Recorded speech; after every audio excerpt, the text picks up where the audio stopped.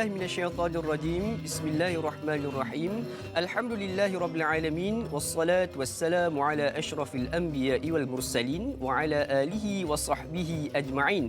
Assalamualaikum warahmatullahi wabarakatuh. A'udzu billahi minasyaitonir rajim. Bismillahirrahmanirrahim. Allahumma iftah alaina hikmataka وانشر علينا من خزائن رحمتك يا أرحم الراحمين اللهم افتح علينا حكمة الله رب اشرح لي صدري ويسر لي أمري واحلل عقدة من لساني يفقه قولي اللهم فقهنا في الدين وعلمنا تأويل واهدنا إلى صراطك المستقيم صراط الذين أنعمت عليهم من النبيين والصديقين والشهداء والصالحين وحسن أولئك رفيقا يا أرحم الراحمين سبحانك لا علم لنا إلا ما علمتنا إنك أنت العليم الحكيم آمين يا رب العالمين. Apa khabar sidang penonton sekalian? Alhamdulillah. Pertama-tamanya sama-sama kita panjatkan kesyukuran kepada Allah Subhanahu Wa Taala kerana dengan limpah serta izinnya Allah Subhanahu Wa Taala mempertemukan kita pada pagi ini, pagi Isnin 14 September 2020 bersamaan 26 Muharram 1422 Hijriah. Maaf, 1442 Hijriah.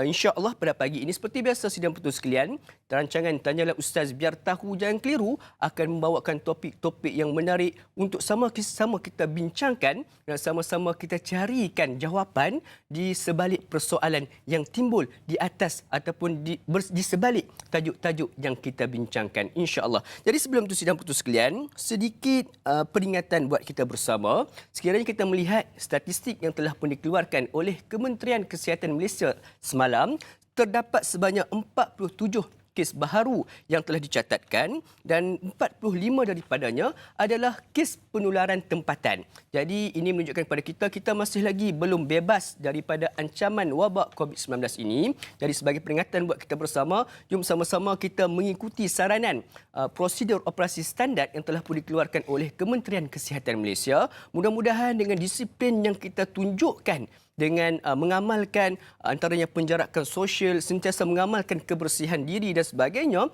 insya-Allah suatu hari nanti kita pasti akan berjaya memutuskan COVID-19 ini, insya-Allah. Jadi sidang penonton sekalian, seperti biasa, rancangan Tanyalah Ustaz sudah semestinya akan membawakan topik-topik yang cukup menarik dan topik-topik yang dekat dengan diri kita. Dan insya-Allah pada pagi ini kita akan sama-sama menelusuri Al-Quran, menerusi tafsir Al-Quran daripada surah Al-Hujurat ayat 7 hingga 10.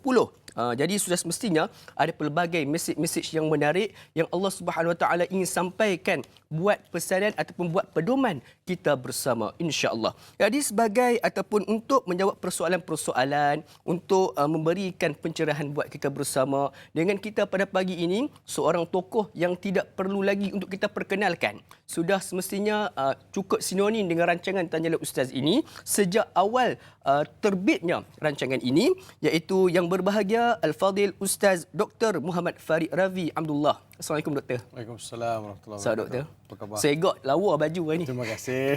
Alhamdulillah sidang penonton sekalian. Seperti biasalah, sekiranya sidang penonton ada sebarang persoalan yang ingin diajukan kepada kami berkaitan dengan topik kita pada hari ini, surah Al-Hujurat ayat 7 hingga 10, boleh untuk hubungi kami secara terus di talian 1800 881677 ataupun menerusi talian WhatsApp kami di talian 011 1233 6480 ataupun boleh terus menerusi laman media sosial rasmi kami di Facebook Tanyalah Ustaz TV3. Jadi tanpa buang masa lagi, jom sidang penonton sekalian kita sama-sama nak mendengar sedikit pendahuluan ataupun mukaddimah awal daripada Al-Fadil Doktor kita pada pagi ini berkaitan dengan topik kita yang cukup menarik berkaitan dengan surah Al-Hujurat ayat 7 hingga 10. Tafadhal mashkura. Terima kasih. Assalamualaikum warahmatullahi wabarakatuh. Assalamualaikum. Alhamdulillahilladzi ahyana ba'da ma amatana wa ilaihin nusyur. Segala puji bagi Allah yang telah menghidupkan kita setelah kita ditidurkan untuk seketika ataupun kita dimatikan untuk seketika, dan kita telah bangkit pada pagi ini. Kita panjatkan segala rasa syukur, segala rasa terima kasih kepada Allah Subhanahu Wa Taala, dan kepada Dia jugalah kita akan kembali pada satu hari nanti. Terima kasih kepada para penonton yang setia dalam program Tanyalah Ustaz, dan hari ini kita akan fokus kepada surah Al-Hujurat bermula dari ayat 7 hingga ke ayat 10. Tapi sebelum kita pergi ke peringkat tadabbur ataupun untuk meneliti ayat-ayat itu, apa kata? Kita sama-sama mulakan hari kita ni dengan Al-Quran Al-Karim. Saya baca, ibu ayah di rumah boleh turut sama dengan saya dalam bacaan ayat-ayat suci Al-Quran. Boleh capai Al-Quran yang ada di rak ataupun boleh buka apps Al-Quran yang ada di tangan anda. Kita mulakan. A'udzu billahi minasy syaithanir rajim. Bismillahirrahmanirrahim. Wa'lamu anna fiikum Rasulallah لو يطيعكم في كثير من الأمر لعنتم ولكن الله حبب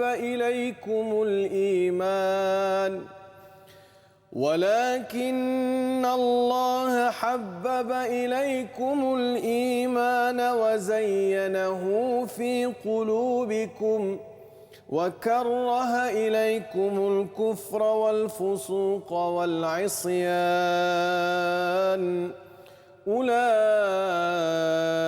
هم الراشدون فضلا من الله ونعمة والله عليم حكيم وإن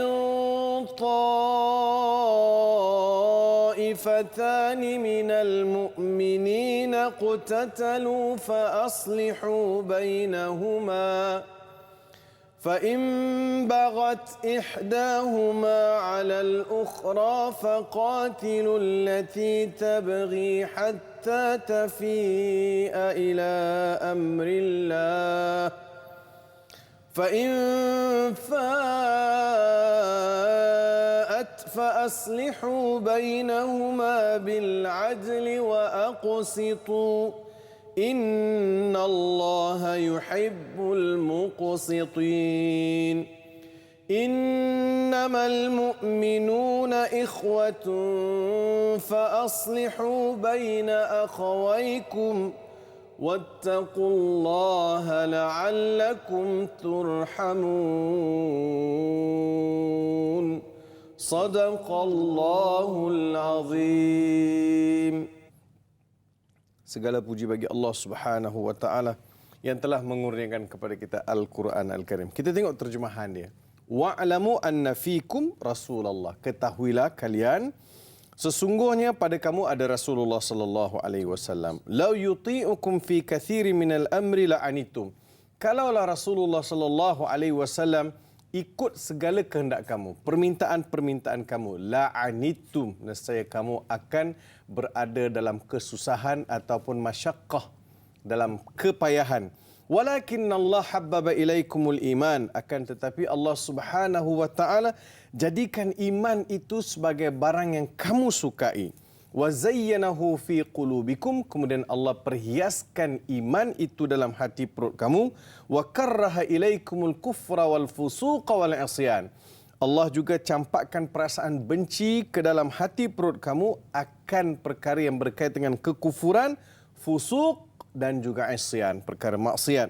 Ulaika humur rasyidun, mereka adalah golongan yang dapat petunjuk daripada Allah. Ar-Rashid ialah orang yang berada di jalan Allah Subhanahu wa taala. Kemudian Allah sebut fadlam minallahi wa ni'mah. Maka yang demikian itu adalah lempah kurnia daripada Allah dan ianya adalah nikmat yang mutlak. Wallahu alimun hakim. Allah Subhanahu wa taala Tuhan yang Maha mengetahui lagi Maha bijaksana. Wa in ta'ifatani minal mu'minina qatatalu fa aslihu bainahuma.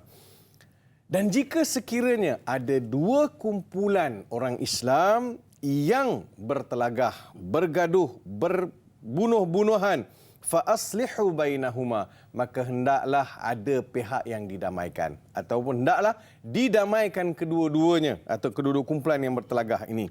Fa in bagat ihdahuma 'alal ukhra, sekiranya dalam kita mengajak berdamai itu ada kumpulan yang enggan, maka perangilah kumpulan yang enggan berdamai tadi, hatta tafi'a ila amrillah, sehinggalah mereka kembali kepada Allah Subhanahu wa taala. Maksudnya bila kita ajak dia berdamai, dia tak mau berdamai. Maka pihak yang tidak mau berdamai itu hendaklah diperangi sehabis-habisan sehingga dia mahu tunduk kepada perdamaian. Bila dia sudah mahu berdamai, apa Allah Taala sebut? Fa in fa'at fa aslihu bainahuma bil adli wa aqsitu. Kalau sudah ada kecenderungan untuk berdamai, maka tunaikanlah hak masing-masing dengan penuh keadilan dan juga dengan penuh saksama. Innallaha yuhibbul muqsitin. Allah sangat menyukai orang yang berlaku adil. Innamal mu'minuna ikhwah. Sesungguhnya orang beriman itu adalah bersaudara. Fa aslihu baina akhawaykum. Maka hendaklah kalian mendamaikan antara saudara-saudara kamu. Wattaqullaha la'allakum turhamun. Takutlah kalian kepada Allah atau bertakwalah kalian kepada Allah. Mudah-mudahan kamu beroleh kerahmatan daripadanya. Saudara dan saudari yang saya kasih sekalian, surah Al-Hujurat keseluruhannya adalah surah yang membentuk disiplin manusia. Pertama sekali bila surah ini diturunkan di Madinah, kita tahu environment di Madinah adalah environment membentuk sebuah masyarakat madani. Masyarakat yang memiliki norma dan juga mempunyai satu petunjuk yang sangat luar biasa. Berpandukan kepada Al-Quran, berpandukan kepada asuhan Nabi Muhammad sallallahu alaihi wasallam. Ini berbeza zaman Makkiyah. Di Mekah, Nabi Muhammad sallallahu alaihi wasallam dan juga para sahabat diperangi, disakiti, diancam, dihalang segala macam usaha Nabi untuk memulihkan masyarakat Mekah. Nabi diberi peluang untuk berada di Madinah. Maka Nabi mestilah membentuk masyarakat Madinah menjadi masyarakat yang tidak ada tolok bandingnya. Maka di antara elemen yang perlu dimasukkan dalam masyarakat ini adalah elemen madani. Masyarakat yang ada tamadun. Masyarakat yang ada nilai-nilai kemanusiaan yang sangat tinggi. Maka bermulalah surah Al-Hujurat ini dengan meletakkan beberapa asas-asas penting. Di antaranya hormat Nabi sallallahu alaihi wasallam, kasihi Nabi sallallahu alaihi wasallam, jangan yang ada angkat suara ke atas Nabi sallallahu alaihi wasallam. Kemudian bila nak panggil Nabi, panggillah dengan panggilan yang elok terhadap Nabi sallallahu alaihi wasallam. Kemudian Allah Taala sebut wa in ja'akum fasikum binaba'in fatabayyanu. Satu ayat sebelum ayat yang kita baca tadi. Kita bermula dengan ayat ke-7 kan? Ibu ayah, cuba tengok. Ayat ke-6, ya ayyuhalladzina amanu in ja'akum fasiqum binaba'in fatabayyanu an tusibu qauman bijahalatin fatusbihu ala ma fa'altum nadimin. Yang bermaksud, wahai orang beriman, jika sekiranya datang kepada kamu seseorang yang membawa berita palsu atau berita yang tidak dapat dipastikan oleh orang fasik, orang fasik, orang yang tidak boleh dipercayai, fatabayyanu, maka berita itu hendaklah dipastikan sehabis-habisnya benar ataupun tidak. Supaya apa? Supaya kamu tidak mempercayai sesuatu berita sebelum dipastikan betul ataupun tidak. Lebih-lebih lagi dalam environment surah yang diturunkan ada kaitannya dengan kutip zakat. Bila Nabi SAW menghantar Al-Walid bin Uqbah kepada Bani Mustalaq, Bila Al-Walid bin Uqbah pergi kepada Bani Mustalaq untuk kutip zakat, penduduk dari Bani Mustalaq kumpul ramai-ramai nak sambut Al-Walid bin Uqbah. Sebenarnya Al-Walid bin Uqbah ni dia ada hutang. Dia ada hutang dengan Bani Mustalaq. Dai. Apa hutang dia? Zaman jahiliyah dia pernah membunuh salah seorang daripada Bani Mustalaq. So bila dia bunuh, ada diat, kena ada ganti rugi, kena ada pembayaran balas, kena ada tebusan. Bila Al-Walid sampai di Bani Mustalaq, bila penduduk daripada Bani Mustalaq keluar ramai-ramai menyambut wakil Rasulullah sallallahu alaihi wasallam, diorang sambut dengan membawa senjata, dengan membawa pedang, dengan membawa lembing. Dia memang budaya orang Arab untuk menghormati tetamu. Masih ada lagi. Kalau kita tengok di setengah negara Arab, dia nak sambut tetamu, dia akan pakai dia punya pedang, dia akan pakai dia punya uniform, pakaian dia. Ada khanjarah, ada yang sabit bengkok tu. Kemudian ada yang sampai menyambut tetamu dengan melepaskan tembakan. So ini memang budaya orang Arab sambut. Jadi bila Bani Mustalaq keluar ramai-ramai nak sambut Al-Walid bin Uqbah, Walid Uqbah kata, sudah. Dia orang nak balas dendam ni. Ataupun mungkin juga dia orang keluar ramai-ramai ni, dia nak tuntut daripada aku sesuatu. Nampaknya macam dia orang tak nak bayar zakat. Padahal Bani Mustalaq keluar dengan membawa segala macam zakat yang nak dibayar. Zakat tanaman, zakat ternakan, zakat emas. Mereka bawa ni, nak bagi. Al-Walid bin Uqbah lari balik. Allah. Bila melihat orang ramai keluar, yalah dia pun seriau jugalah tengok orang bawa lembing, bawa pedang, bawa kalau sekarang bawa senapan takkan nak pergi. Betul tak? Nak lari. Jadi Al-Walid bin Uqbah balik. Jumpa Rasulullah SAW. Wahai Rasulullah, mereka tidak mau bayar zakat. Malahan mereka keluar nak serang aku. Rasulullah pun panggil Khalid bin Walid. Khalid, mes ni. Di sini memperlihatkan betapa bijaksananya Rasulullah sallallahu alaihi wasallam. Baginda tidak mengambil satu keputusan terburu-buru. Ini orang Islam kena belajar. Bila datang satu berita, jangan terus melata. Apa ni? Kenapa jadi macam ni? Tengah terbalik. Tak. Nanti dulu, relax. Tarik nafas dalam, selawat banyak-banyak, tenang, cek dulu. Khalid, mes ni. Kau pergi cek. Kenapa Bani Mustalaq tak mau bayar zakat? Khalid bin Walid pun pergi. Rasulullah pesan, wahai Khalid, bila kamu sampai di perkampungan Bani Mustalaq, kamu tengok ada tak dilaungkan azan? First indicator. Sampai dekat Bani Mustalaq, dengar, ada tak orang azan?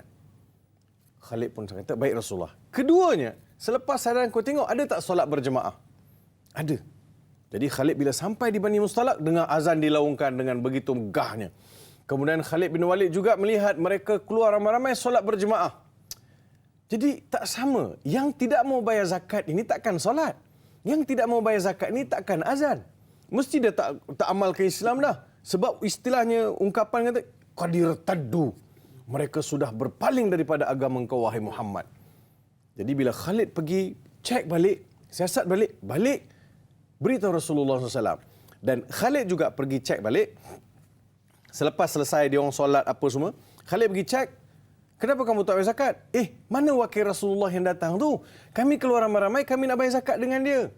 Kami nak bagi dekat dia, tapi dia dah balik. Kami pun tak tahu kenapa dia balik. Itu yang turun pula ayat. Ya ayyuhalladzina amanu, in ja'akum fasiqum binaba'in fatabayyanu. Bila datang satu berita, dipastikan. Ibu ayah, hari ini, dunia kita terdedah. Free to access anything. You can access end of your fingers. Wah, dengan izin. Cakap putih pagi-pagi ni kan. Semangat lain macam. Dia boleh akses maklumat di hujung jari. Belum tentu. Sahih tak? Betul atau tidak?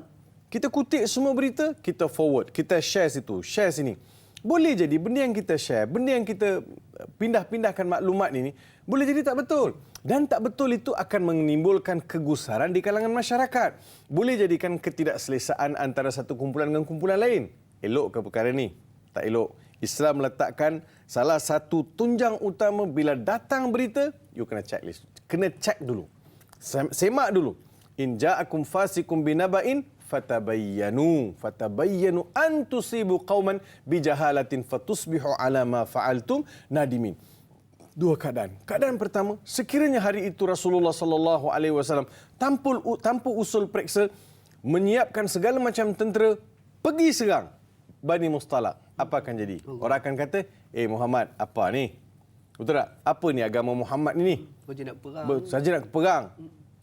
Takkan selesai perang. Tak boleh. Satu. Keduanya, akan tercatat dalam sejarah bahawa anna Muhammadan qatala ashabah. Bahawa Muhammad sendiri telah serang kawan-kawan dia, saudara-saudara dia. Ini tidak elok. Dan kamu juga, setelah berperangan itu, kamu akan menyesal. Allah, alangkah baiknya kalau aku cek dulu. Tengok, benda yang sama berlaku. Betul tak? Banyak mana berita yang kita percaya, kita cepat buat ulasan ataupun kita terungkap ataupun kita buat sesuatu penilaian, kemudian kita menyesal. Alamak, silap. Bak kata orang tua-tua kata terlanjur perahu boleh dundur, terlanjur kata-kata buruk padahnya. Kan nampak tu kan. Nadimin, kamu akan menyesal.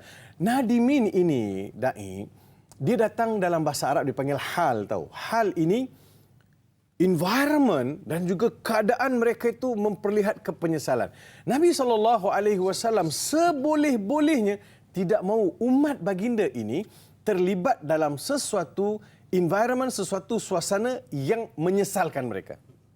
Kasihnya Nabi pada kita, Nabi ajar supaya jangan kamu buat satu benda sampai kamu menyesal nanti. Berapa ramai yang menyesal. Menyesal atas tindakan-tindakan mereka lakukan. Maka datanglah kesinambungan ayat yang ke-7. Jadi kita sambung selepas ini bincang tengok apa kaitan ayat 6 dengan ayat 7. InsyaAllah. Jadi sudah betul sekalian. Itulah apa yang diberkatakan oleh doktor sebentar tadi, iaitu berkaitan dengan ayat 6 itu berkaitan dengan sesal dahulu pendapatan, sesal kemudian tiada gunanya. Jadi sudah semestinya kita nak tahu apakah di sebalik ayat yang ke-7, kesinambungan pada ayat ke-6 ini. Jadi yang ke mana-mana teruskan bersama dengan kami rancangan Tanya Ustaz, biar tahu jangan keliru sebentar sahaja lagi.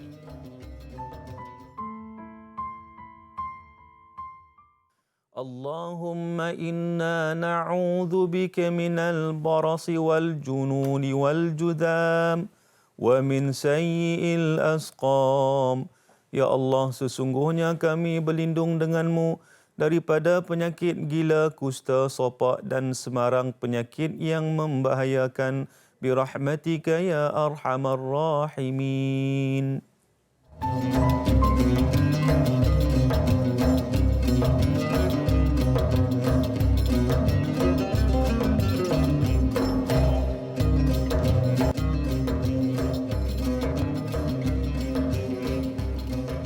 Kopi dibancuh sesedap rasa. Ada persoalan, di sini jawapannya. Alhamdulillah sudah betul sekalian, kembali kita bertemu dalam rancangan Tajalah Ustaz, biar tahu jangan keliru. Pada pagi ini kita membincangkan topik berdasarkan tafsir Al-Quran daripada ayat 7 hingga 10 daripada surah Al-Hujurat. Dan sebelum mana kita berhenti berehat sebentar tadi, Dr. Farid Ravi Abdullah kita hanya sempat menceritakan kepada kita berkaitan pada ayat ke-6. Jadi sudah semestinya kita tertanya-tanya, apakah kesinambungan daripada kisah Walid bin Uqbah tersebut? Jadi jom kita sama-sama terus mendengar daripada yang berbahagia doktor kita. Namun sebelum tu, kepada sidang penonton sekalian, sekiranya ada sebarang persoalan yang ingin diajukan kepada kami berkaitan dengan topik yang kita bincangkan pada pagi ini, boleh untuk kami terus di talian yang tertera di kaca televisyen sidang penonton sekalian, insya-Allah. Jadi jom sama-sama kita terus mendengar kisah di sebalik ayat yang ke-7 surah Al-Hujurat. Tafadhal. Terima kasih Da'i Luqman kepada para penonton yang setia bersama kami. Sekarang kita masuk ayat ke-7 pula. Ayat ke-7 ni dia kaitan dengan ayat 6. Ayat 6 kita dah faham. Baru dia flow, dia cantik. Dia masuk ke ayat ke-7 pula sekarang ni. Ayat ke-7 ni, ibu ayah perhatikan betul-betul. Perhatikan ayat, struktur ayat tu. Please. Sebab kita bila tengok tadabbur tafsir ni, kita kena betul-betul kena tengok kalimat-kalimat dia tu, dia akan teranyam cantik seperti tikar. Dia teranyam antara satu sama lain, dia cantik jadinya. Kita tengok. Wa'lamu anna fikum Rasulullah. Satu. Ketahuilah kalian bahawa sesungguhnya Rasulullah sallallahu alaihi wasallam ada di sisi kamu. Ini mengingatkan para sahabat, jangan senang-senang buat satu keputusan. Jangan bawa satu berita yang tak betul pada Nabi sallallahu alaihi wasallam. Daripada awal lagi. Surah Al-Hujurat ayat pertama kan? Ya ayyuhalladzina amanu la tuqaddimu baina yadayillahi wa rasulih. Ayat pertama. Awal-awal lagi Allah letakkan satu asas. Bahawa wahai orang beriman, jangan ada di antara kalian yang mendahului Allah dan Rasul. Jangan mendahului Allah dan Rasul. Dalam ayat yang lain Allah Subhanahu wa taala ingatkan kita bahawa wa ma kana lil mu'minin wala mu'minatin idza qadallahu wa rasuluhu amran ay yakuna lahumul khiyaratu min amrihim. Wa ma kana lil mu'minin wala mu'minatin idza qadallahu wa rasuluhu amran ay yakuna lahumul khiyaratu min amrihim. Yang bermaksud tidak harus bagi seorang lelaki yang beriman, begitu juga tidak harus bagi seorang wanita yang beriman apabila Allah dan Rasul telah menetapkan satu keputusan, kamu cari pula satu keputusan lain. Tak cantiklah apa yang Allah cakap ni. Macam tak sesuai lah apa yang Nabi sebut. Tak berapa cantik. Ada choice lain tak? Ada tak pilihan ni? Mana ada pilihan yang lebih baik daripada pilihan Allah dan ketetapan Nabi SAW? Memang tak ada. Begitu juga dengan ayat yang daripada ayat pertama daripada surah Al-Hujurat. Kan Allah ada. Kan Rasulullah ada. Kenapa Allah ada? Kalau kamu tak faham, kamu tanya Rasulullah. Kalau Rasulullah tahu, Rasulullah jawab. Kalau Rasulullah tak tahu, Rasulullah akan tunggu wahyu. Betul kan? So dua sumber ada. Allah ada, Rasul sallallahu alaihi wasallam ada. Masakan kamu nak bertelagah? Dalam ayat ini, wa'lamu anna fikum Rasulullah. Rasulullah sallallahu alaihi wasallam ada. Baik, perkataan wa'lamu, ibu ayah, cuba perhatikan perkataan wa'lamu. Dia asal perkataan ain lam mim. Cuba baca ain lam mim, ilmun. Ilmun. Wa'lamu, hendaklah kalian ketahui. Ilmu ini apa? Ilmu ini maksudnya kita mengetahui sesuatu perkara sampai ke hujung. Sampai ke hujung. Tidak nama ilmu kalau tahu secara surface. Surface. Surface apa? Secara permukaan. Secara lapisan pertama ataupun tak berapa deep. Tak berapa deep. Baik. Saya pun tak tahu kenapa sehari dua ni asyik tersasul cakap betul. Tak apa. Tak apa. Okey, baik. Tak apa. Kalau Da'i Luqman kata tak apa, tak apalah. Baik. Dia tak boleh maklumat itu surface. Ilmu. Sebab itu dalam bahasa Arab, kita panggil ilmu. Dalam bahasa Melayu pun kita guna juga ilmu. Hendaklah kita perkasa ilmu pengetahuan. Ilmu itu penting. Ilmu itu penyuluh hidup. Ilmu itu cahaya. Datang Mak Saleh, dia kata ilmu itu apa? Knowledge. What do you mean about knowledge? Knowledge mean you tahu satu benda. That is. Ilmu tidak. Ilmu bila kita tahu sampai ke penghujung. Penghujung ilmu itu kenalkan manusia pada Tuhan. Belajarlah apa subjek nak belajar. You nak belajar geografi, nak belajar sains, nak belajar chemistry, nak belajar biologi, nak belajar matematik. Belajarlah apa subjek. Hujungnya mesti kenalkan diri manusia itu kepada Tuhan. Barulah ilmu itu benar-benar memberi kesan, mengakar umbi dalam dan membentuk kepribadian. Sebab ilmu. Jadi dalam ayat ini, wa'lamu, ketahuilah. Kamu kenal tak siapa Nabi itu? Atau kamu macam golongan yang lain juga, ikut aja Nabi tak tentu, tanpa mengenal siapa insan yang hebat itu? Cuba lihat Da'i Luqman. Dalam peristiwa Isra Mi'raj. Sebelum peristiwa Isra Mi'raj, Nabi SAW mengantar sekumpulan sahabat pergi ke Habasyah. Tengok kalau bumi Habasyah ni boleh dihijrah atau tidak. Sahabat pergilah. Ada cerita dia. Keduanya Nabi SAW pergi ke kota Taif. Kota Taif. Bila Nabi pergi ke kota Taif, Nabi mengajak penduduk kota Taif kepada Islam. Apa mereka buat? Mereka balas Nabi Muhammad SAW tak masuk akal. Baling batu, menghina Nabi SAW. Kanak-kanak kecil yang sepatutnya diajar menghormati orang tua, di kota Taif diajar anak itu menghina orang tua. Luka kepala Nabi SAW. Darah mengalir sampai ke membasahi sepatu. Kita semua baca sejarah tu. Nabi berlindung, Nabi berehat di satu kebun yang pemiliknya, pekerja di kebun itu adalah seorang lelaki Yahudi. Baik. Allah nak bagi tahu. Selepas itu Allah jalankan Nabi Muhammad SAW Isra Mi'raj. Sejurus daripada kembalinya Nabi SAW ke kota Taif, Allah rehlakan Nabi Muhammad dalam peristiwa Isra Mi'raj. Allah nak bagi tahu, wahai penduduk bumi, kalau kamu sudah tak mahu Muhammad, aku nak ambil balik. Kalau kamu tak mahu Muhammad, tak apa, aku ambil balik. Allah tunjukkan, Allah bawa Nabi Muhammad pergi ke langit. Mujur dikembalikan. Kalau tak balik jadi macam Nabi Isa AS diangkat. Jadi tuan-tuan, kenapa jadi macam tu? Kenapa kota Taif macam tu? Sebab mereka tak kenal Nabi Muhammad SAW. Sebab itu Nabi angkat tangan berdoa kepada Allah setelah mereka penduduk kota Taif perlakukan kepada Nabi Muhammad dengan begitu kasar. Nabi angkat tangan, Allahumma di qaumi fa innahum la ya'lamun. Wahai Tuhan, berilah petunjuk kepada kaumku fa innahum la ya'lamun. Asal perkataan il. Mereka tak kenal aku, ya Allah. Mereka belum tahu siapa aku. Disebabkan kejahilan yang ada pada mereka, janganlah kau timpakan apa-apa musibah. Nampak kan? Wa'lamu anna fikum Rasulullah. Wahai sahabat, ketahuilah ada Rasulullah SAW di kalangan kamu. Lau yuti'ukum fi katsiri minal amri la'anittum. Kalaulah Nabi Muhammad SAW ikut saja setiap perkara yang kamu cakap, setiap perkara yang kamu adukan kepada Nabi Muhammad SAW, la waqa'tum fi darar. Kamu akan pasti ditimpa sesuatu mudarat, kesukaran. Aula halaktum, mungkin juga kamu akan ditimpa kemusnahan. Atau la athamtum, ataupun kamu ditimpa dosa. bagi berita salah pada Nabi SAW, berdosa.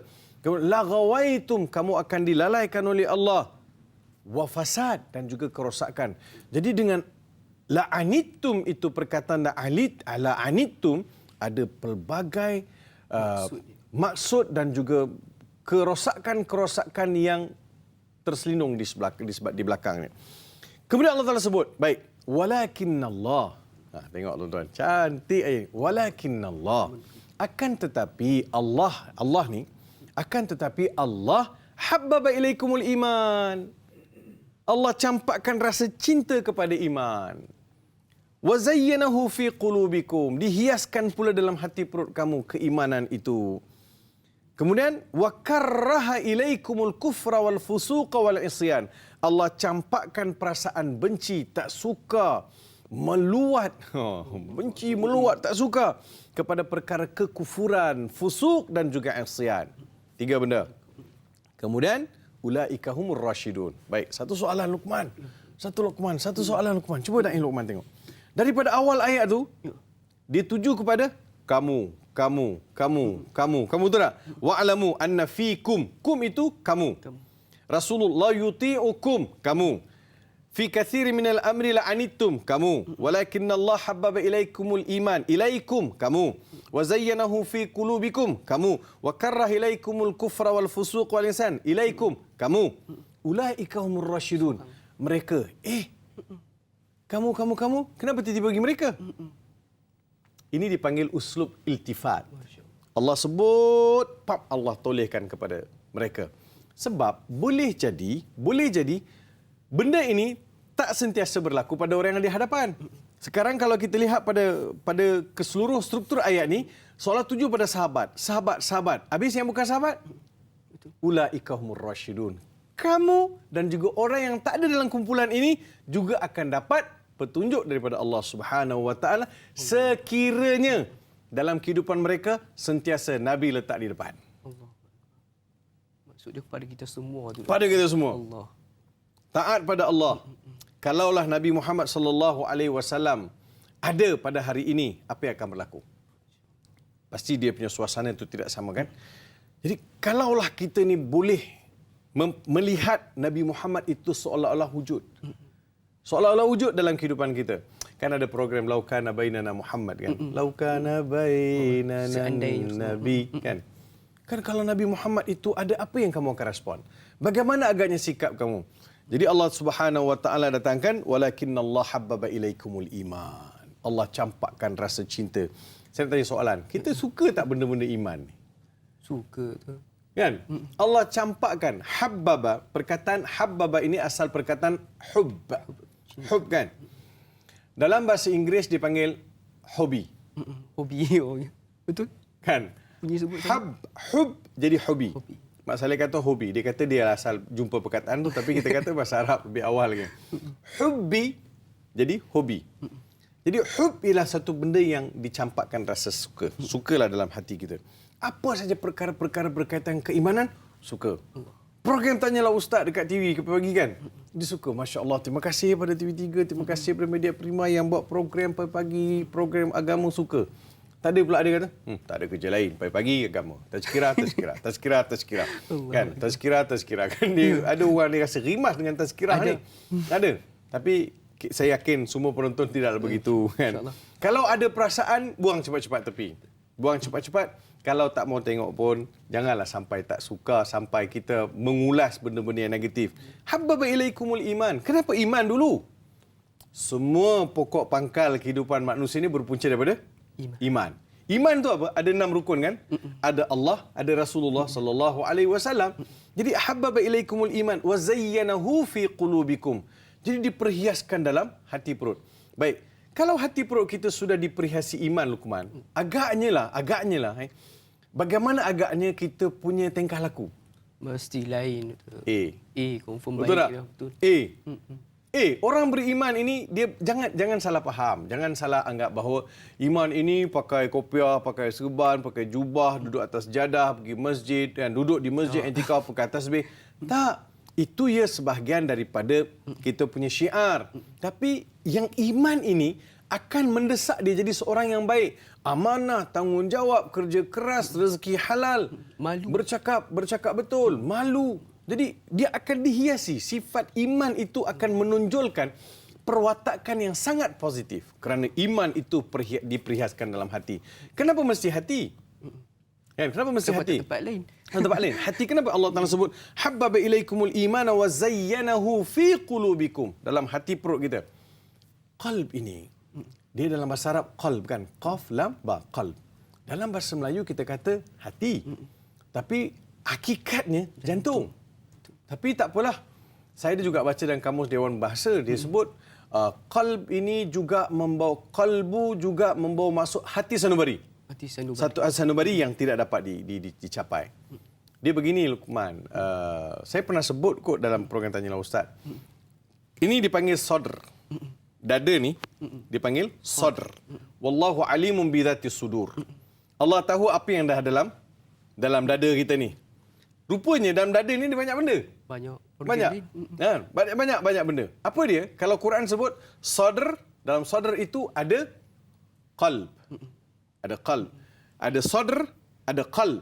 Dalam qalb itu ada fuad. Ada fuad. Dalam fuad itu ada basirah. Mata hati.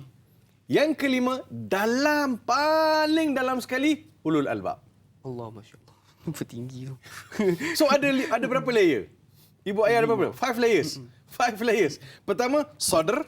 Dalam sadr itu ada qalb, ada sadr. Dalam sadr itu ada qalb. Dalam qalb itu ada fuad. Dalam fuad itu ada basirah. Dalam basirah itu ada ulul albab. Jadi maksudnya, sebagai seorang mukmin, bila iman itu dihiaskan, keseluruhan organ yang membentuk perwatakan saya dalam ini tercerna dengan keimanan. Cantik. Apa yang tinggal? Perwatakan. Maka nampaklah adanya sahabat-sahabat baru yang lahir. Masya Allah. Kan? Ada sahabat-sahabat baru lahir, Masya Allah. Wa karraha ilaikumul kufra wal fusuqa wal isyan. Dan Luqman, kalau iman sudah mengakar umbi, hati itu sudah diperhiaskan dengan keimanan, adakah kekufuran itu akan mendapat tempat? Pasti tidak. Automatik dia akan terluai keluar. Termuntah keluar. Bila sebut kufur, fusuk, no. Isyan, la hawla wa la quwata illa billahil aliyil azim. Sebab iman dan qulub tadi itu. Cantik. Ulaika humur rasyidun. Mereka itu akan berada di jalan istiqamah. Iltizam dengan ajaran Allah Subhanahu wa taala. Tidak akan bergoyang. Allah Taala sebut mereka adalah umpama sepohon kayu yang tersergam indah, akar tunjangnya menjunang ke bumi, dahan dan ranting mencakar langit. Apa saja berlaku hebat. Kita nak ke arah itu. Mudah-mudahan ayat ini pun boleh memberi suntikan-suntikan positif untuk menjadi orang-orang yang hebat. Allah Akbar. Bila mana iman menyeliputi qalb itu, maka insya-Allah akan dipertuntunkan daripada fizikal kita sendiri. Jadi banyak lagi yang kita akan kupas. Sungguh indah bila mana kita berbual berkaitan dengan ini, doktor. Tapi sudah semestinya banyak persoalan yang nantikan jawapannya. Jangan ke mana-mana, teruskan bersama dengan kami. Sebentar saja lagi rancangan Tanya Ustaz, biar tahu jangan keliru.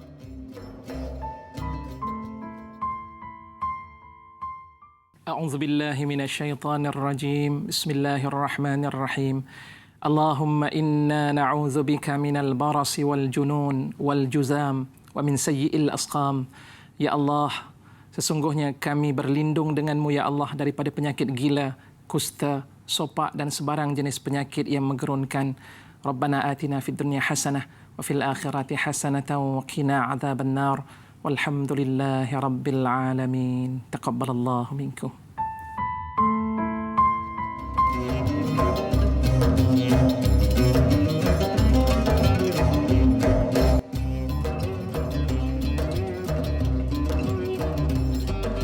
Alhamdulillah sidang penonton sekalian, kembali kita bertemu menerusi secara langsung rancangan Bual Bicara Agama nombor 1 di Malaysia. Tak lain tak bukan Tanyalah Ustaz Biar Tahu Jangan Keliru. Alhamdulillah kita masih lagi memasuki ataupun berbincang berkaitan dengan topik surah Al-Hujurat ayat 7 hingga 10, dan alhamdulillah sebelum kita berhenti berehat sebentar tadi sudah banyak intipati ataupun mesej-mesej yang penting daripada ayat yang ke-7 daripada surah Al-Hujurat ni telah pun diperjelaskan oleh yang berbahagia doktor kita. Jadi doktor, kita nak meraihkan soalan pertama daripada penonton kita di rumah menerusi aplikasi WhatsApp kita. Assalamualaikum Ustaz Andai. Waalaikumsalam warahmatullahi. Dalam ayat 7, Allah berfirman, kalau Rasulullah mengikut kehendak kamu dalam banyak perkara, tentulah kamu akan mengalami kesukaran, tanda-tanda orang mencintai keimanan, benci perbuatan kekufuran, fasik dan derhaka. Soalan saya, apakah tanda-tanda orang mencintai keimanan itu cukup sekadar dengan menjaga solat? Soalan yang kedua, benci akan perbuatan kufur, fasik dan derhaka, adakah dikira mendapat hidayah dari Allah Subhanahu Wa Taala? Mohon pencerahan Ustaz. Jazakallahu khairan katsira daripada Zul Kuala Krai, Kelantan. Dua soalan yang baik. Silakan doktor. Okey. Terima kasih. Adakah ciri-ciri orang beriman ataupun orang yang hebat ini sekadar menjaga solat? Saya nak tanya sebalik soalan. Dia jaga solat tu macam mana? Solat tu dijaga. Kalau betul dai, kita kata ayat Quran sebut innas solata tanha 'anil fahsya'i wal munkar. Ayat tu no doubt, maksudnya tidak ada keraguan dari sudut apa yang Allah ingin manusia capai melalui solat. Maqasid solat tadi adalah mencegah manusia daripada melakukan perkara keji dan mungkar. Solat. Cuma persoalan, solat yang didirikan itu menepati kriteria yang dikehendaki oleh Allah Subhanahu Wa Taala atau tidak? Adakah solat yang kita lakukan ini solat secara rutin biasa ataupun solat yang sekadar melepaskan tanggungjawab ataupun solat yang syarat dengan keinsafan, solat yang syarat dengan tawaduk, solat yang penuh dengan khusyuk, solat yang terjalin hubungan baik dengan Allah Subhanahu Wa Taala. Jadi kategori solat yang macam mana? Kalau solat itu betul-betul solat yang solid, Imam Bukhari rahimahullah taala alaih pernah solat, dalam solat tu ada 20 ekor lebah sengat. Imam Bukhari masa solat langsung tak perasan. Tak rasa. Selesai solat baru rasa sakit-sakit. Masa solat tak rasa apa-apa. Sudah fana. Ada sahabat balik daripada peperangan,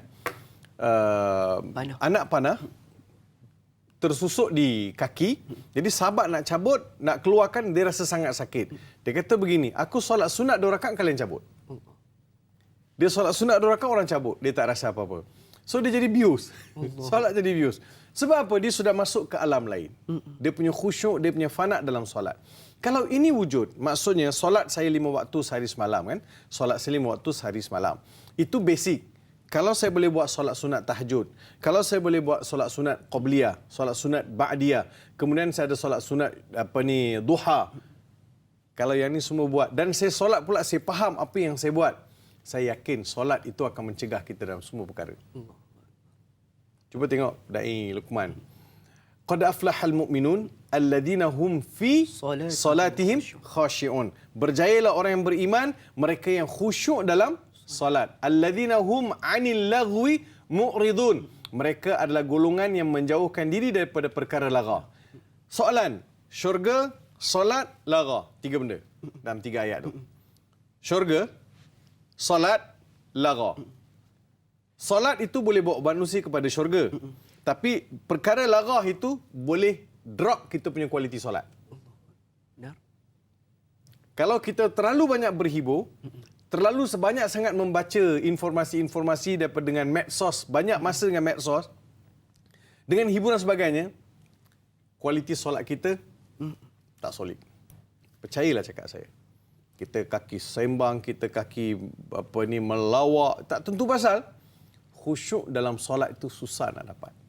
Sebab itu ada masanya kita kena insaf bahawa dia suka gembira, hiburan, dia mesti seperti garam dalam lauk. Garam dalam lauk. Cukup-cukup je. Secukup rasa. So kalau itu sampai, saya boleh jawab soalan tadi bahawa benar solat itu boleh menjaga, boleh membawa seseorang itu kepada kejayaan, boleh mengeluarkan seseorang itu daripada kemungkaran, boleh menjadikan seseorang itu berjaya dunia dan akhirat. Sebab itu hayya 'alas solah, hayya 'alal falah. Solat berjaya. Solat berjaya. Kita solat tapi tak berjaya.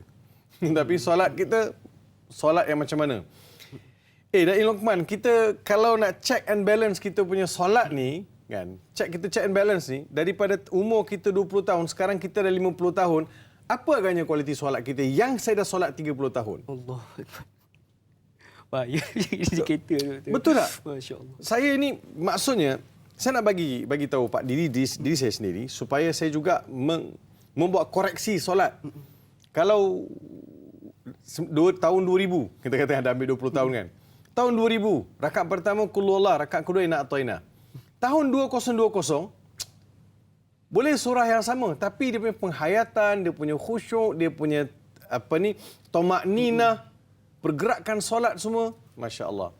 3 hari lepas kalau ingat jadi viral di Masjid Bandar Seri Putra, ada seorang jemaah masjid saya meninggal. Rakaat kedua dalam solat. Di tengah solat Isyak, rakaat kedua rebah meninggal. Tuhan bagi. Allah. Pergi nyawa akhir sekali dengan solat. Orang beruntung. Sepanjang hayat dia kita kenal di masjid seorang yang sangat tawaduk, seorang yang tak banyak bercakap, senyum, bergerak dengan sendiri, banyak masa datang setengah jam awal ke masjid. So ini indikator untuk dapat husnul khatimah. Ini kalau solat kita pun solat yang kita tak jaga, jadi tak sampai kan? Baik. Soalan kedua adalah... Doktor, sebelum kita masuk soalan yang kedua, kita nak raikan pemanggil yang sedang berada di talian sekarang ni. Assalamualaikum. Waalaikumsalam warahmatullahi taala wabarakatuh. Ustaz dan Aini dan kru-kru rahmatan oleh Allah, insya-Allah. Amin. Apa khabar Mamu? Apa khabar Mamu?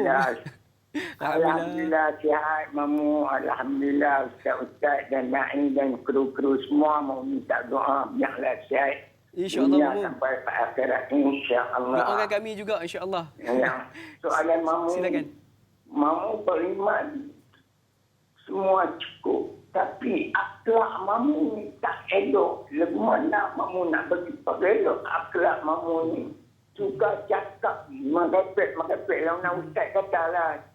Elok cakap. Eloklah orang ikut dengan kita. Tapi kita tak elok. Lagu nak akhlak Mamu tak elok. Lagu nak Mamu nak nasihat kat orang pergi elok. Yang itulah soalan Mamu. Mamu. Tolonglah nasihat kat Mamu. Dan semua sekali doalah kat Mamu. Banyak. Assalamualaikum warahmatullahi wabarakatuh. Satu soalan cukup menarik pada Mamu Hanifah kita. Saya rasa soalan Mamu ni mewakili kita semua, Doktor. Iaitu berkaitan dengan kita ni mungkin solat kita jaga, kita rasa diri kita ni beriman. Tapi kadang-kadang akhlak kita yang kita tunjukkan itu ada sedikit perkara yang mungkin tak berkenan di mata kita. Dan juga mungkin soalan juga berkaitan dengan soalan kedua, soalan WhatsApp tadi, berkaitan dengan adakah kita membenci perkara-perkara yang kufur dan sebagainya adalah petunjuk bahawa kita ini memiliki hidayah pada Allah. Silakan Doktor. Terima kasih kepada Mamu Hanifah dan juga kepada soalan yang kita tertangguh tak jawab. Persoalan berkaitan dengan akhlak, benda akhlak ni dia adalah kepribadian kan? Kepribadian. Sebab itu saya suka baca buku yang ditulis oleh Syekh Muhammad Ghazali, Al-Iman wal Akhlaq. Al-Iman wal Akhlaq. Maksudnya iman dan akhlak itu dihimpunkan dalam satu buku untuk menunjukkan bahawa keimanan itulah yang akan membentuk perwatakan dan kepribadian. Keimanan itu akan membentuk perwatakan dan kepribadian. Kalau kita lihat di zaman Makkiyah, di zaman Madaniyah, kita bawa ruh suasana kehidupan Nabi SAW, para sahabat dan juga kaum yang wujud pada masa itu. Ada fasik, ada kafir, ada musyrik. Semua ada zaman itu. So bagaimana Nabi SAW membetulkan mereka? Innama bu'ithtu liutammima makarimal akhlak. Aku diutus untuk menyempurnakan akhlak. Akhlak manusia. Nabi Muhammad SAW sebelum diangkat menjadi seorang rasul sudah digelar dengan Al-Amin, seorang yang sangat-sangat dipercayai. Kita tahu bahawa tak semua kita berpeluang. Saya faham. Tak semua kita berpeluang untuk belajar agama, untuk talaki kitab, untuk habis banyak masa di masjid, jumpa guru, berbincang. Saya pesan gini ajalah kepada diri saya, kepada Da'i Luqman dan juga kepada penonton. Carilah kawan-kawan yang baik. Cari kawan-kawan yang baik. Kawan yang baik iaitu kawan yang bila kita kawan dengan dia, kita ingat akhirat. Kawan itu boleh mengingatkan kita bila kita lalai. Kadang-kadang kita mempunyai different personality. Different personality maksudnya perwatakan yang pelbagai. Depan TV lain, di rumah lain, di jalan lain, atau di tempat kerja lain. Ini adalah tidak sihat sebab kita cuba berlakon dengan pelbagai watak. Watak mesti satu. Siapa you sebenarnya? Kalau baik, baik. Di jalan raya baik, depan TV baik, di jalan di pejabat baik, di rumah baik. Cuba lihat Nabi Muhammad sallallahu alaihi wasallam. Setelah baginda wafat, datang sekumpulan sahabat jumpa Ummul Mukminin Aisyah radhiyallahu taala anha.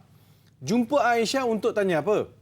Tanya, ya Ummul Mukminin, kaifa kana khuluqu Rasulillah sallallahu alaihi wasallam? Wahai Ummul Mukminin, bagaimana akhlak Nabi sallallahu alaihi wasallam?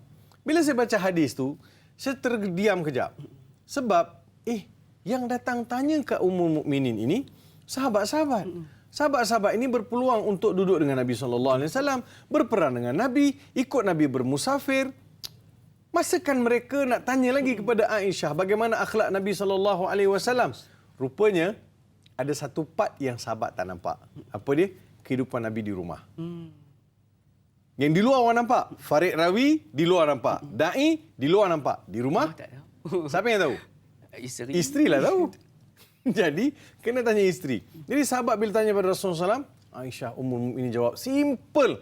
Kana khuluquhu al-Quran. Bila Quran ini, dalam rumah, di luar rumah, di jalan, di pejabat, di mana saja, dia satu je watak dia. Satu je perwatakan dia. Di mana saja. Jadi, Mamu, patut kita minta nasihat daripada Mamu sebenarnya ni. Kami ni, banyak benda kami nak belajar. Ada kalanya kami pun terlajak juga dalam satu dua perkara. Mudah-mudahan Allah mengampunkan kami. Mudah-mudahan dengan adanya sahabat-sahabat yang baik ini dapat ingatkan kami. Sebab Nabi sebut, kawan dengan orang baik. Kawan dengan penjual minyak wangi, dapat haruman. Kawan dengan tukang besi, dapat debu-debu besi. Jadi kita pilih siapa kita nak kawan. Membenci kepada perkara kepada kufur, perkara yang fasik, perkara yang isyan, perkara maksiat. Bila kita membenci, itu tanda orang tu ada hidayah. Kerana dia tak suka. Dia tak suka sesuatu perkara yang boleh merosakkan hidayah, sesuatu perkara yang boleh merosakkan keimanan dia.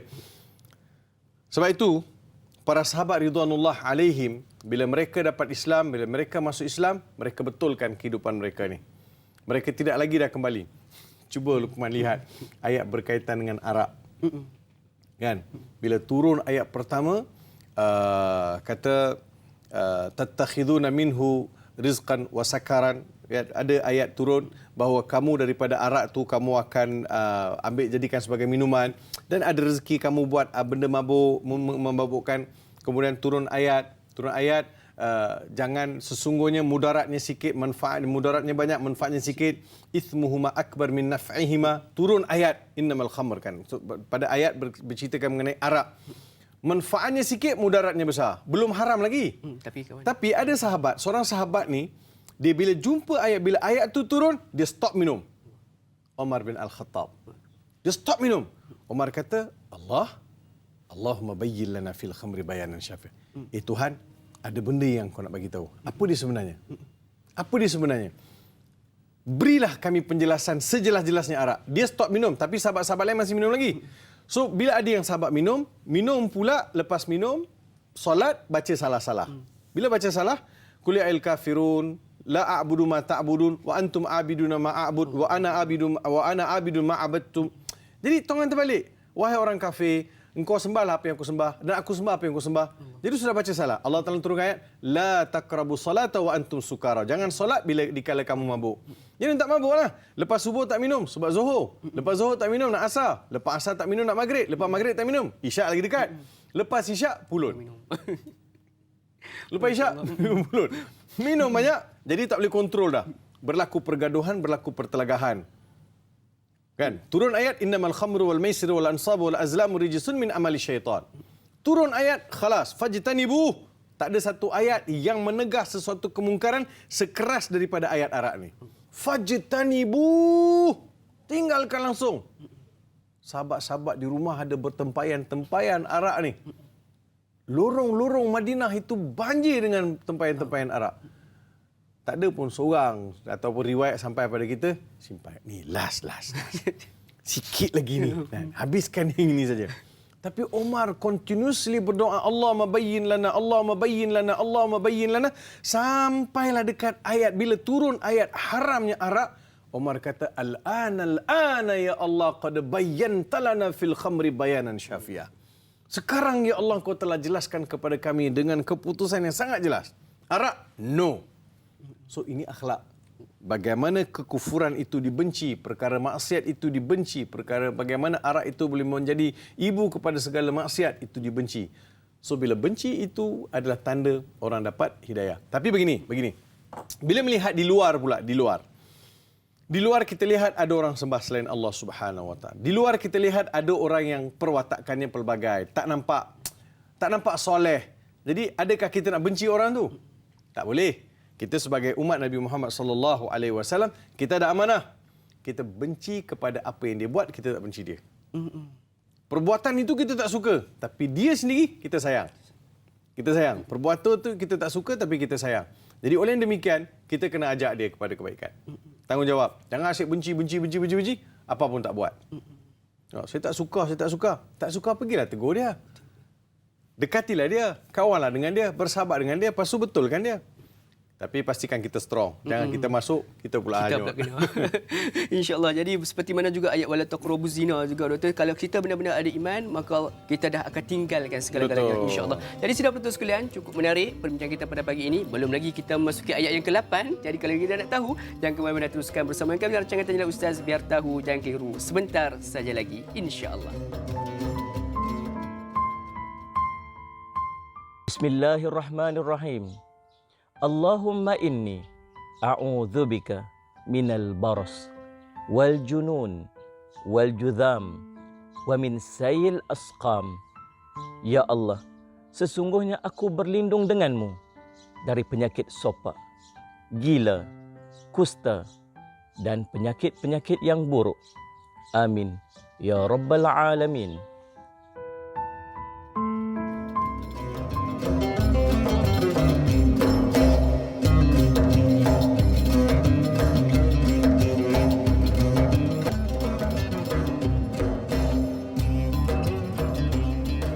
Sidang penonton sekalian, kembali kita bertemu dalam rancangan Bual Bicara Agama yang terpanjang di Malaysia, tak bukan. Tanyalah Ustaz, biar tahu, jangan keliru. Alhamdulillah, kita masih lagi di dalam topik membincangkan berkaitan dengan tafsir Al-Quran daripada surah Al-Hujurat ayat 7 hingga 10. Dan Alhamdulillah, dalam tempoh sejam kita bersama langsung pada pagi ini, sudah pun ayat yang ke-7 dan 8 dapat kita, ayat yang ke-7 kita dapat penjelasan daripada yang berbahagia Dr. Farid Ravi kita. Jadi kita nak terus menelusuri ayat yang ke-8, menerusi soalan yang berikutnya daripada Facebook kita daripada Puan Sal Rasid Cikci.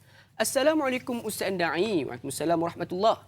Pada ayat ke-8 surah Al-Hujurat, sebagai kurnia dan nikmat dari Allah Subhanahu Wa Taala, dan Allah Subhanahu Wa Taala Maha mengetahui lagi bijaksana.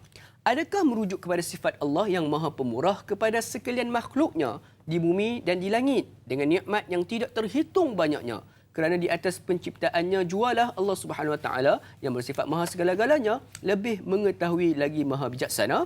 Mohon Ustaz kongsikan. Terima kasih. Jadi Ustaz, soalan yang berkaitan dengan sifat Allah Subhanahu Wa Taala. Tafadhal. Okay, terima kasih Da'i Luqman kepada yang bertanya. Masya Allah, ayat yang ke-8 ini Allah beritahu fadlam minallahi wa ni'mah. Maksudnya demikian itu adalah kurniaan, lempah kurnia daripada Allah Subhanahu Wa Taala. Dia bila kata al-fadl ini adalah pemberian lebih daripada yang sepatutnya. Fadl. Maksudnya sepatutnya saya dapat RM1 tapi dapat RM2. Sepatutnya saya dapat RM1, Allah bagi saya RM100. Maka itu adalah fadl, limpah kurnia. Sebab itu kita akan bincang dalam kitab Fadail A'mal, kelebihan-kelebihan. Kan? Fadail A'mal. Maksud kenapa kelebihan? Sebab kita kena dimotivasi. Bahawa kalau kamu buat ni, kamu akan dapat ni. Kamu bagi RM1, pagi-pagi, subuh bagi RM1, insya-Allah Allah akan gantikan dengan rezeki yang tak disangka-sangka. Jadi kita sentiasa dimotivasi dengan fadl, dengan limpah kurnia. Dalam ayat ini, Bila Allah Subhanahu wa taala sebut habbaba ilaikumul iman wa zayyanahu fi qulubikum wa karaha ilaikumul kufra wal fusuq wal isyan, yang demikian itu adalah fadlam minallahi wa ni'mah.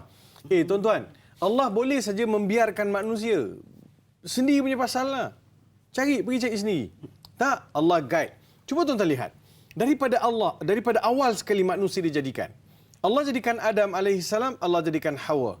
Adam dan Hawa telah melakukan kesalahan. Telah melakukan satu kesalahan yang mana telah menyebabkan mereka turun ke bumi lebih awal.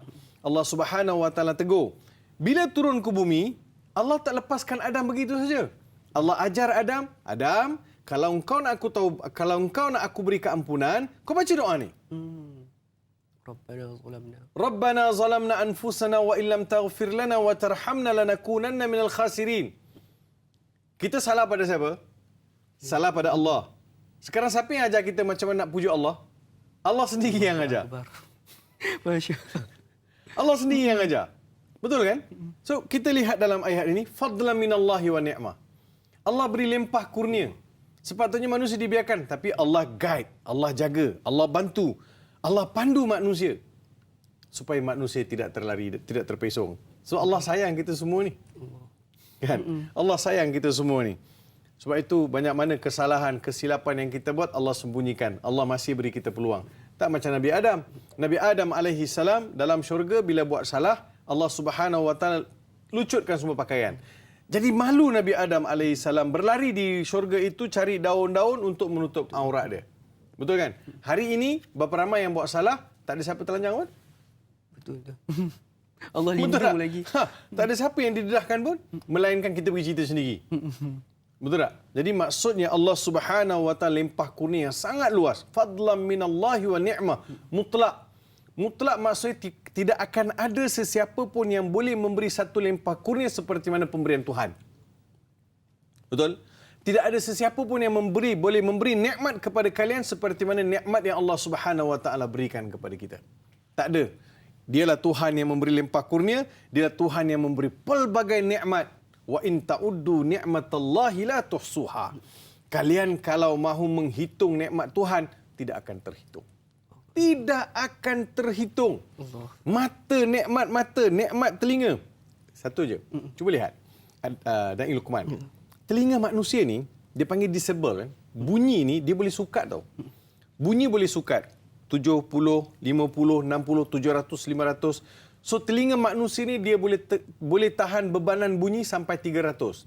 Lebih daripada itu dia akan pengsan. Telinga dia tak mampu untuk absorb bunyi. Dia tak boleh dah. Sebab itu kita lihat kalau kapal terbang kan, kalau dia pergi dekat dia punya hanging bila dia masuk dekat dia punya tempat parking tu, budak-budak engineering datang tu mesti telinga dia tutup. Dia pakai. Sebab telinga bunyi tak boleh tahan. Dia akan very very high. Suara yang sangat kuat. Kisah Bani Israel bila Nabi Musa alaihi salam bawa ke Bukit Turi Sina. Fasa'iqat. Fa'akhadhathumus sa'iqatu. Datang satu bunyi yang mereka semua pengsan. Telinga tak tertanggung bunyi tersebut. So, telinga manusia ini Tuhan dah adjust dah bunyi. 1 hingga 30 manusia tak dengar. Bacaan daripada 30 ke atas baru manusia dengar. Itu tanda Tuhan sayang. Kalau Tuhan buka hijab telinga ni, Luqman, buka hijab ni, lipas berjalan bawah katil kita akan dengar. Masya Allah. Menyeramkan. Daun sebelah rumah ni, daun ke halaman kita jatuh tu kita akan dengar. Boleh tidur tak? Tak boleh tu. Jadi kita ni, telinga kita dengan telinga kucing tak sama. Kucing boleh dengar tapak kaki tikus. Kita dengar tak? Tak dengar. Tak dengar. Sebab adjustment tu. Siapa punya kerja? Allah. Suara saya dengan suara Luqman tak sama. Siapa punya kerja? Allah punya kerja. Suara saya lelaki, suara perempuan, boleh adjust tak? Tak boleh. Tak boleh. Itu semua kerja Tuhan. Allah Subhanahu wa taala adjust dah. Jadi ini semua perlu disyukuri. Limpah kurnia Tuhan yang tidak terhitung. Wallahu alimun hakim. Ini cantik. Luqman ni cantik. Wallahu alimun hakim. Allah Subhanahu wa taala Tuhan yang Maha mengetahui. Ilmu Allah Subhanahu wa taala kharijatun atau kharijun an ihatati zaman. Ilmu Allah yang sebelum yang akan datang, Allah Subhanahu wa taala Tuhan yang menguasai ilmu. Wallahu alimun hakim, ilmu yang bijaksana. Wisdom. Allah ada kebijaksanaan untuk melihat, memberi manusia, menyelamatkan manusia dengan keimanan, dengan ketakwaan, dengan mencampakkan perasaan benci kepada perkara-perkara kekufuran. Tuan-tuan, kalau kita tak dapat harta banyak, tak apa. Walaupun manusia ada mendambakan kekayaan, kesenangan, tak apa. Tak mewah, tak apa. Tak ada pangkat besar-besar, tak apa. Tapi jangan tak ada Allah. Allah. Itu. Jangan tak ada Allah. Supaya Allah Subhanahu Wa Taala bila ada, Allah akan mencampakkan rasa cukup pada segala pemberian Tuhan. Itu yang paling penting. Jadi itu yang dimaksudkan dalam ayat yang ke-8. InsyaAllah, semoga Allah SWT sentiasa memandu kita dan tidak melepaskan kita kepada diri kita sendiri walaupun sesaat. InsyaAllah. Jadi mudah-mudahan menjawab persoalan daripada Puan Salrasi Cici kita. Dan kita nak beralih dengan persoalan berikutnya, Doktor. Boleh. Daripada aplikasi WhatsApp kita. Assalamualaikum Ustaz Faris dan Da'i Luqman. Waalaikumsalam warahmatullahi. Saya Suraya Luqman ingin bertanya. Soalan pertama, apakah ada kesan jangka masa panjang sekiranya kita tidak berlaku adil? Dan keduanya, adakah mereka yang mendamaikan pergaduhan ataupun perselisihan akan mendapat ganjaran Allah Subhanahu Wa Taala? Terima kasih Ustaz Da'i dan kru-kru bertugas. Salam dari Kuala Singapura. Masya-Allah, sahabat kita pada Singapura bertanyakan soalan. Saya rasa soalan ini berkaitan dengan ayat yang ke-9. Ayat ke-9. Silakan. Okey. Apa kata sebelum saya jawab soalan ni, kita masuk surah ayat yang ke-8. Masuk ayat ke-8, ayat ke-9. Ayat ke-9 kan? Betul ayat ke-9. A'udzubillahi minasyaitonirrajim. Wa in ta'ifatani minal mu'minina qatatalu fa aslihu bainahuma. Fa in baghat ihdahuma 'ala al-ukhra faqatilu allati tabghi hatta tafi'a ila amrillah. Fa in fa'at fa aslihu bainahuma bil 'adli wa aqsitu innallaha yuhibbul muqsitin. Ayat yang ke-9. Yang bermaksud wa in ta'ifatani. Ta'ifah satu. Ta'ifah satu kumpulan. Ta'ifatani dua kumpulan. Dua kumpulan. Dari kalangan orang beriman. Iqtatalu. Iqtatalu bergaduh. Berperang. Bergaduh, berperang, iqtatalu. Fa aslihu bainahuma. Maka hendaklah didamaikan. Luqman, cuba Luqman perhatikan. Ada fa kat situ. Fa. Ibu ayah perasan tak? Fa. Kan? Wa in ta'ifatani minal mu'minina qatatalu fa aslihu. Kenapa ada fa? Kan? Wa in ta'ifatani minal mu'minina qatatalu ataupun iqtatalu slihu bainahuma. Tak ada fa boleh tak? Boleh. Ada fa? Lagilah boleh. Maksudnya ada fa di situ. Saya bukan nak ulas kenapa Allah berfirman, kenapa ayat ni. Tak, bukan saya nak mengulas kedudukan ayat, tapi saya nak ibu ayah kita lihat fa itu datang sebab apa? Fa itu datang sebab apa? Sama ada fa lil istinaf atau fa lil istimrar atau fa lil istifa. Fa apa sebenarnya? Kita kata maka hendaklah didamaikan. Kalau kita dalam terjemahan, maka hendaklah didamaikan. Apabila ada dua kumpulan orang beriman bertelaga, bergaduh, berasakan, maka hendaklah didamaikan. Kita kata maka, you tak feel apa-apa.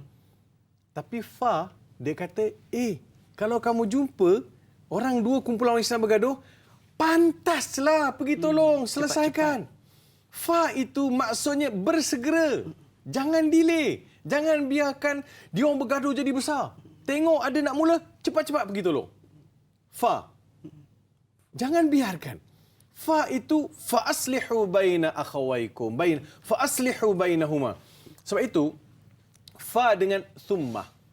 Kan? Kalau ayat wa in ta'ifatani minal mu'minina qatatalu thumma aslihu. Kalau kata thumma, maka kemudian. Summa itu yalah bila-bilalah, bila free nantilah dulu, kemudian. Tak, fa. Tengok aja, pantas. Fa aslihu bainahuma.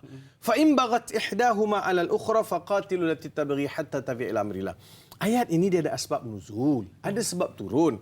Sahabat-sahabat beritahu pada Rasulullah sallallahu alaihi wasallam. Hadis riwayat Imam Bukhari dan Imam Muslim. Sahabat-sahabat beritahu pada Rasulullah SAW, wahai Rasulullah, apa kata Rasulullah pergi jumpa saja Abdullah bin Ubay? Siapa Abdullah bin Ubay? Ini di Madinah kan?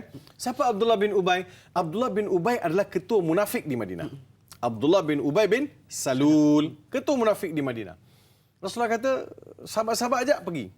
Masa nak sampai tu, bila sampai di depan Abdullah bin Ubay bin Salul, kaldai Nabi SAW buang air kecil.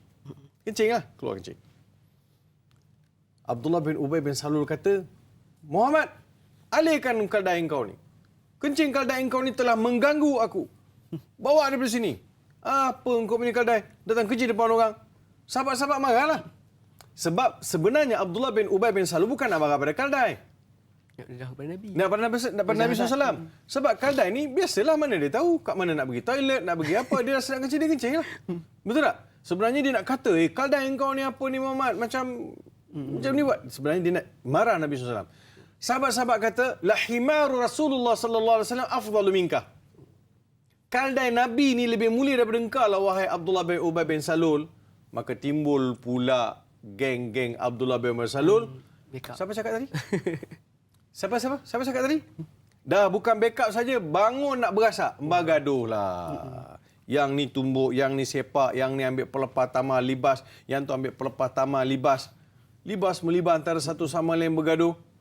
Turun ayat, wa in ta'ifatani minal mu'minina qatatalu fa aslihu bainahuma.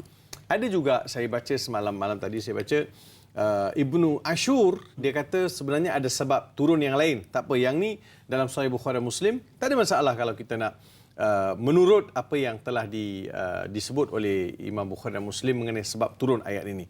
Jadi maksudnya sudah ada penyindiran, pergaduhan, maka turun ayat ni, maka hendaklah jangan dibiarkan sampai. Sebab Arab ni bergaduh, dia akan sampai ke bertahun-tahun. Ini pula di Madinah ini ada sejarah orang bergaduh ratusan tahun. Aus dan Khazraj. Abdullah bin Ubay bin Salul daripada Aus.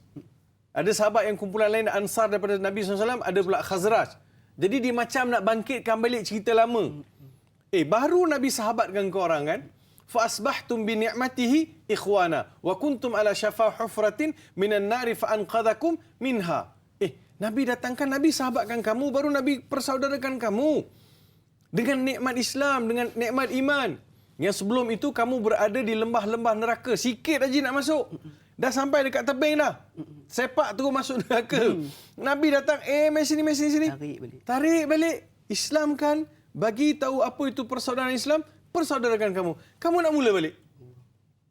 Kamu nak bergaduh balik. Sebab itu nikmat iman dan Islam ini, dia bukan sekadar ungkapan, dia bukan sekadar slogan, dia bukan sekadar nama, dia adalah penghayatan. Praktis. Dia adalah penghayatan. Sebab itu Allah Ta'ala sebut dalam ayat ini, kalaulah selepas diajak berdamai, ada kumpulan yang tak nak berdamai. Ada kumpulan A dengan kumpulan B. Kita pergi damaikan. Dia nampak bergaduh. Kita kata, dah, saudara A, saudara B, nanti. Jangan gaduh. Nanti dulu. Kita bawa berdamai. A kata, okey, kita bawa bincang. B kata, aku tak peduli.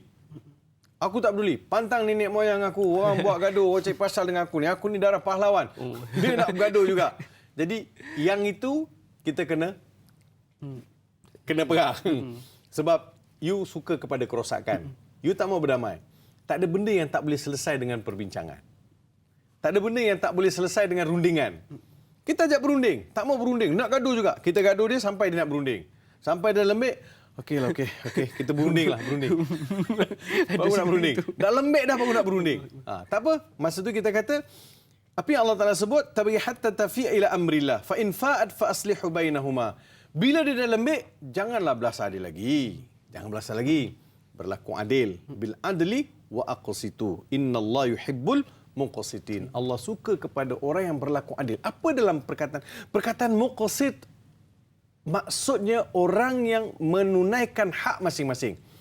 Kalau kumpulan A perlu dapat hak, tunaikan hak. Kumpulan B perlukan hak, tunaikan hak. Sebab itu dalam ayat poligami. Ayat poligami kata, fankihu ma taba lakum minan nisa'i mathna wa thulatha wa ruba'. Wa in khiftum alla ta'dilu fawahida. Tapi pangkal ayat itu Allah Taala sebut apa? Wa in khiftum alla tuqsitu. Tuqsitu, pangkal ayat tuqsitu, hujung ayat fa'dilu. Kan? Maksudnya ada qist, ada al-adl. Maksud al-qist, setiap seorang dapat hak dia mengikut keperluan. Isteri A, isteri B. Nama A kan? Satu isteri nama A, satu isteri nama B. Kalau A ni dia makan ikan kembung. Dia suka makan ikan kembung, yang B ni tak boleh makan ikan kembung. Dia kena makan ikan bawal. Kalau tak dia alergi. Ada juga. Contoh. Maka masuk dalam qist. Tapi tengok pada kemampuan suami lah. Kalau suami kata aku tak ada duit, tak boleh nak beli bawal, tak boleh nak beli kembung, beli ikan bilis, makan apa yang ada. Jadi nak beritahu al-adl wal qist. Jadi berlaku jujur, berlaku adil kepada setiap kumpulan dalam kita mendamaikan. Jangan ada kepentingan peribadi, jangan pula kita tolong pi siram pula minyak dalam tu sampai lagi membara pertelagahan tadi. InsyaAllah Doktor.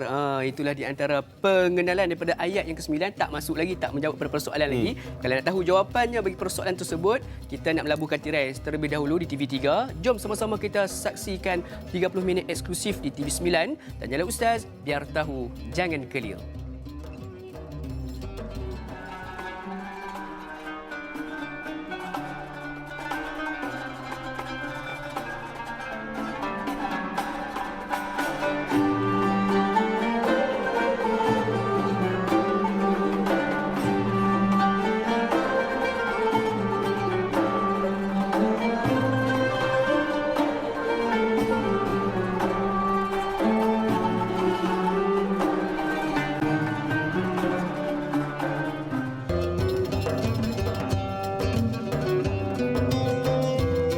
Alhamdulillah, sidang penonton sekalian, kembali kita bertemu di dalam secara langsung rancangan Tanyalah Ustaz, biar tahu, jangan keliru. Alhamdulillah, sidang penonton sekalian, sekarang kita bertemu menerusi di TV9 dekat di hati. Jom sama-sama kita menambahkan lagi ilmu setiap hari. Mudah-mudahan dengan ilmu ini akan menjadi sebagai bekalan kita untuk bertemu dengan Allah Subhanahu Wa Taala kelak. Masih lagi membincangkan topik berkaitan pengajian ataupun tafsir Al-Quran menerusi surah Al-Hujurat ayat 7 hingga 10. Dan kita pun sudah dalam setempoh sejam 30 minit yang lalu kita sudah membincangkan ayat 7 hingga ke ayat yang ke-8. Kita masih lagi sedang menelusuri ayat yang ke-9. Jadi sekiranya sudah putus sekalian ada sebarang persoalan yang ingin diajukan kepada kami, boleh untuk hubungi kami secara terus di talian 1800 881677 ataupun menerusi talian WhatsApp kami, boleh tinggalkan pesanan ringkas di talian 011 1233 6480 ataupun boleh terus menerusi laman media sosial rasmi kami di Facebook Tanyalah Ustaz TV3. Kepada sidang penonton yang pada saat ini sedang menyaksikan menerusi live Facebook kita, jangan lupa laksanakan tanggungjawab mudah kita di dalam menjana saham pahala, iaitu dengan menekan butang kongsi. Kongsikan dan sebarkan ilmu yang kita dapat pada pagi ini kepada seberapa ramai yang boleh, buat sahabat-sahabat, keluarga yang tersayang dan sebagainya, insya-Allah. Jadi sidang penonton sekalian, kita nak meneruskan lagi, dan sebelum mana kita berhenti berehat tadi Doktor, kita ditinggalkan dengan dua soalan. Daripada masih lagi belum dapatkan jawapan, iaitu yang pertamanya berkaitan adakah apakah bila mana kita mendamaikan saudara kita ini kita akan mendapatkan pahala, dan apakah impak jangka panjang sekiranya kita berlaku adil terhadap dua orang yang sedang bermusuh. Silakan Doktor. Terima kasih kepada Datuk Luqman, kepada para penonton yang setia bersama kami dalam rancangan Tanyalah Ustaz, dan juga terutamanya dalam kita mentadabbur dan menelusuri ayat-ayat suci Al-Quran Al-Karim. Ulama sepakat sebut bahawa tidak ada satu majlis yang lebih mulia yang dikasihi oleh Allah Subhanahu Wa Taala melainkan majlis di mana kita mentadabbur ayat-ayat Allah Subhanahu Wa Taala. So walaupun ibu ayah di rumah tapi mengikuti program Tanyalah Ustaz melalui tadabbur ayat-ayat Al-Quran, maka sama saja pahalanya dan juga limpah kurnia daripada Allah Subhanahu Wa Taala. Persoalan berkaitan dengan berlaku adil, dan adakah berlaku adil ini apa, sejauh mana impak dia dalam kehidupan seseorang. Allah berfirman, wala yajrimannakum syana'anu qaumin ala alla ta'dilu i'dilu huwa aqrabu littaqwa.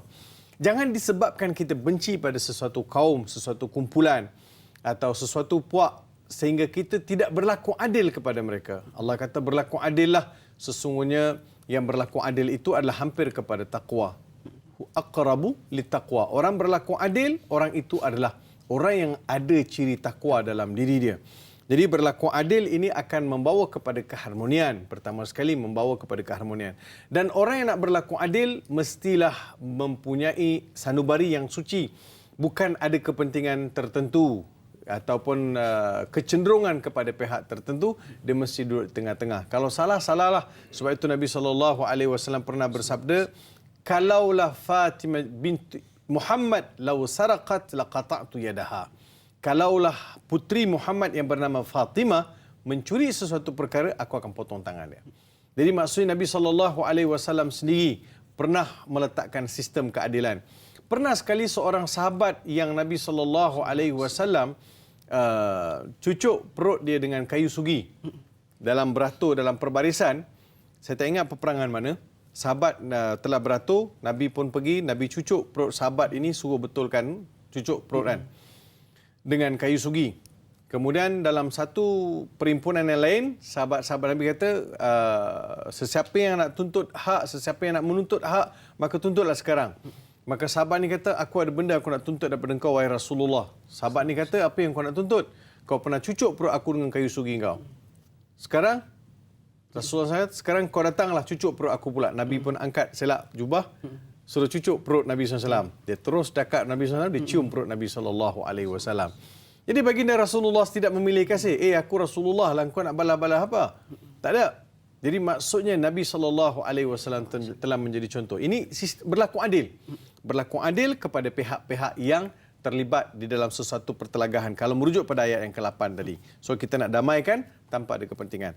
Dan perkara yang demikian juga akan membawa kepada impak yang berpanjangan. Sebab kita buat, bila berlaku adil, benda ni akan membawa kepada keharmonian, benda ni akan membawa kepada kemakmuran. Dia akan mengelakkan daripada sebarang persengketaan. Terus bercakap, terus mengkritik. Orang akan satisfied bahawanya kita telah berlaku adil, kita telah buat benda yang betul. Pernah Omar bin Abdul Aziz, Omar bin Abdul Aziz dicari atau dikunjungi oleh pembesar Rom. Imperator Rom, pembesar Rom datang ke Madinah untuk ziarah Omar bin Abdul Aziz. Yang cerita Omar bin Abdul Aziz dah terharum di seantara dunia. Dengan kebijaksanaan dia, dengan blueprint dia. Datanglah pembesar daripada Imperator Rom nak ziarah. Pergi ke rumah Omar bin Abdul Aziz, tak ada pengawal, tak ada kapet, tak ada bunga, tak ada itu, tak ada ini. Rumah dia sangat dhaif. Bagi salam, tak ada orang sambut. Tak ada. Mana Omar bin Abdul Aziz? Dekat kebun korma belakang rumah. Buat apa? Sedang berehat di bawah pohon korma, berbantalkan tangan. Mereka kata, qad adilta wa nimta. Sesungguhnya kau telah berlaku adil, kau telah mendapat rehat yang secukupnya. Jadi saudara dan saudari yang saya kasih sekalian, jadi damaikan pergaduhan juga membawa kepada kemakmuran. Nanti dekat akhirat, Allah Subhanahu Wa Taala akan persoalkan kita. Bila kita melihat ada pihak yang bergaduh, saya sebut tadi, jangan kita jadi batu api. Jangan kita siramkan minyak. Jangan kita tokok tambah. Bila kita tengok ada perbalahan, kadang-kadang kat Facebook ni tengok Luqman ni, kat Facebook ke ataupun dekat media-media sosial ke, orang duk bertelagah ni, kita tolong pula campur, kita pula kata, memang dia ni tak betul, memang itu. Jadi kita pula tolong tokok tambah untuk menyemarakkan keadaan. Kita kena jadi orang yang mendamaikan. Orang yang mendamaikan ini orang yang dijanjikan oleh Allah Subhanahu Wa Taala pahala yang melimpah. Termasuklah fadlan minallahi wa ni'mah. Jadi jangan tergolong-golongan orang yang rugi. InsyaAllah. Jadi mudah-mudahan menjawab persoalan tersebut. Jadi Ustaz, kita nak beralih ke persoalan berikutnya daripada WhatsApp kita. Assalamualaikum Ustaz, Da'i dan semua kru yang bertugas. Waalaikumsalam warahmatullahi. Ayat yang ke-9. Dalam ayat ini, Allah mengasihi orang-orang yang berbuat keadilan pada dua pihak yang bergaduh. Bolehkah Ustaz uraikan tentang keadilan itu? Dan soalan keduanya, bagaimanakah ketika di mahsyar pada orang yang berbuat zalim atas hak orang lain dan tidak melakukan keadilan yang sepatutnya? Mohon pencerahan Ustaz, terima kasih. Jadi Ustaz, kalau kita berbalik persoalan ni, kadang-kadang dekat dunia ni kita tak sedar kita melakukan kezaliman pada orang lain. Adakah nanti dekat akhirat akan dituntut walaupun sekecil-kecil kezaliman yang dilakukan? Ya. Dia benda yang kita telah mengambil hak orang lain, selagi mana kita tak pulangkan, selagi itu kita bertanggungjawab. Selagi itu kita akan dipersoalkan apa yang kita telah lakukan, kezaliman. Saya ambil simple, mudah aja Luqman. Dalam Imam Bukhari mengklasifikasikan rijalul hadith. Kan perawi ni kan dia ada rantaian kan? Luqman, Farid, siapa lagi? Ni rantai-rantai individu-individu ni dalam sanad hadis tu kan. Di sanad ni bila tengok pada rijal, Imam Al-Bukhari masa mengulas individu ni, Imam Bukhari gunakan ayat paling lunak. La akhudh minhu. Aku tak ambil daripada dia. Rajulun ghairu ma'rufi. Dia letak perkataan-perkataan yang cantik. Tak macam orang lain, tak macam perawi, tak macam penilai-penilai lain. Rajulun matruk, lelaki itu ditinggalkan. Rajulun kadzab, didusta, perawi ini pendusta. Wa rajulun mudallis, rajulun apa? Dia bagi gelaran ghairu sadiq. Ya, lelaki tidak dipercayai. Jadi pelbagai akreditasi yang diberikan untuk beritahu dia ni disqualified. Tak boleh ada dalam sanad. Imam Bukhari tak macam tu. Dia letakkan bahasa, aku tak ambil. Dia ni aku tak kenal riwayat dia. Jadi bahasa-bahasa lunak. Ada orang tanya, kenapa wahai Imam? Kalau orang letakkan satu ungkapan yang begitu keras, kau letak bahasa yang lunak. Dia kata, ini penilaian aku. Dan aku tak mau dekat akhirat besok ada siapa-siapa sentap jubah aku dekat akhirat. Dia kata, Bukhari, kau cakap apa mengenai aku? Allah. Betul tak? Sampai begitu sekali dia punya jiwa tu dan juga ketelitian dia berlaku adil dalam mengulas. Apatah lagi berlaku adil dalam mendamaikan. Berlaku adil dalam mendamaikan. Mengambil hak orang, mencuri hak orang ataupun merosakkan hak orang. Semua ini adalah kezaliman-kezaliman yang akan dipersoalkan oleh Allah Subhanahu wa taala. Luqman, bila keadilan tidak tertegak, dia akan ada fasad. Dia akan ada kerosakan. So dia akan rosakkan ekosistem kehidupan manusia bila kezaliman itu mendominasi keadilan. So semua manusia perlulah kembali kepada melihat sesuatu perkara itu letakkan pada tempat dia. Keadilan letak pada tempat dia dan juga mengembalikan kemakmuran. Semua kita bertanggungjawab supaya tidak ada yang menzalimi orang lain. Sampai binatang pun Nabi kata jangan zalimi. Betul kan? Ada seekor unta yang menangis kat Nabi SAW sehingga Nabi panggil pada tuan unta tu kata, "Mai sini, kenapa kau pikulkan unta ni barang-barang yang banyak sedangkan kau tak bagi makan dan rehat yang cukup?" Binatang tu pun akan tanya besok. Ada seorang wanita yang masuk syurga sebab bagi anjing minum. Ada seorang wanita yang tak baik peribadi dan akhlaknya, terlibat dengan aktiviti yang tak baik. Tapi disebabkan dia bagi anjing tu minum, jatuh pandangan Allah, kasih sayang Allah pada wanita itu, yang sehingga wanita itu menggadaikan nyawa. Mana ada perempuan nak turun dan pergi? Betul. Kan, tengok pergi. Oi, tak nak lah, takut lah. Mana boleh? Gelilah kan. Tak. Dia bawa kasut, turun dalam perigi, ambil air, bagi anjing itu minum. Kalau kita nampak anjing, dah lari lah. Betul. So, semua itu menjadikan, luar biasa dia ni. Dalam hati dia ada something. Watak dia ada something. Ada juga wanita yang puasa siang, malam berqiyamul lail, kurung kucing, mati kelaparan, masuk neraka. So, semua itu akan dipersoal oleh Allah Subhanahu wa taala. Jangan zalimi sesiapa. Kita kalau diminta untuk mengadili, kita adili elok-elok. Mudah-mudahan kita juga akan mendapat manfaat di hadapan Allah Subhanahu wa taala. Insya-Allah, jadi sama-samalah kita menjadi seorang yang adil di dalam setiap satu perkara, sama ada dalam menilai ataupun kita membuat keputusan. Insya-Allah, jadi banyak lagi persoalan yang kita akan bangkitkan untuk mendapatkan jawapan daripada Al-Fadhil Doktor. Yang ke mana teruskan bersama dengan rancangan Tanya Ustaz, biar tahu, jangan keliru.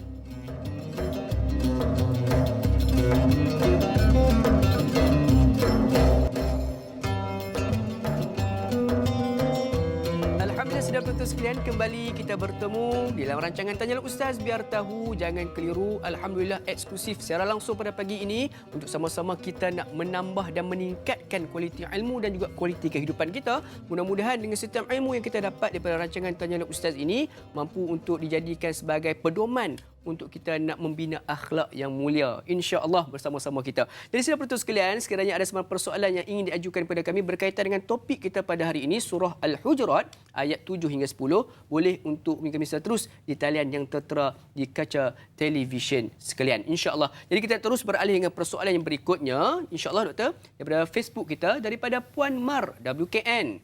Assalamualaikum Ustaz dan Da'i Luqman. Waalaikumsalam warahmatullahi. Ayat yang ke-10.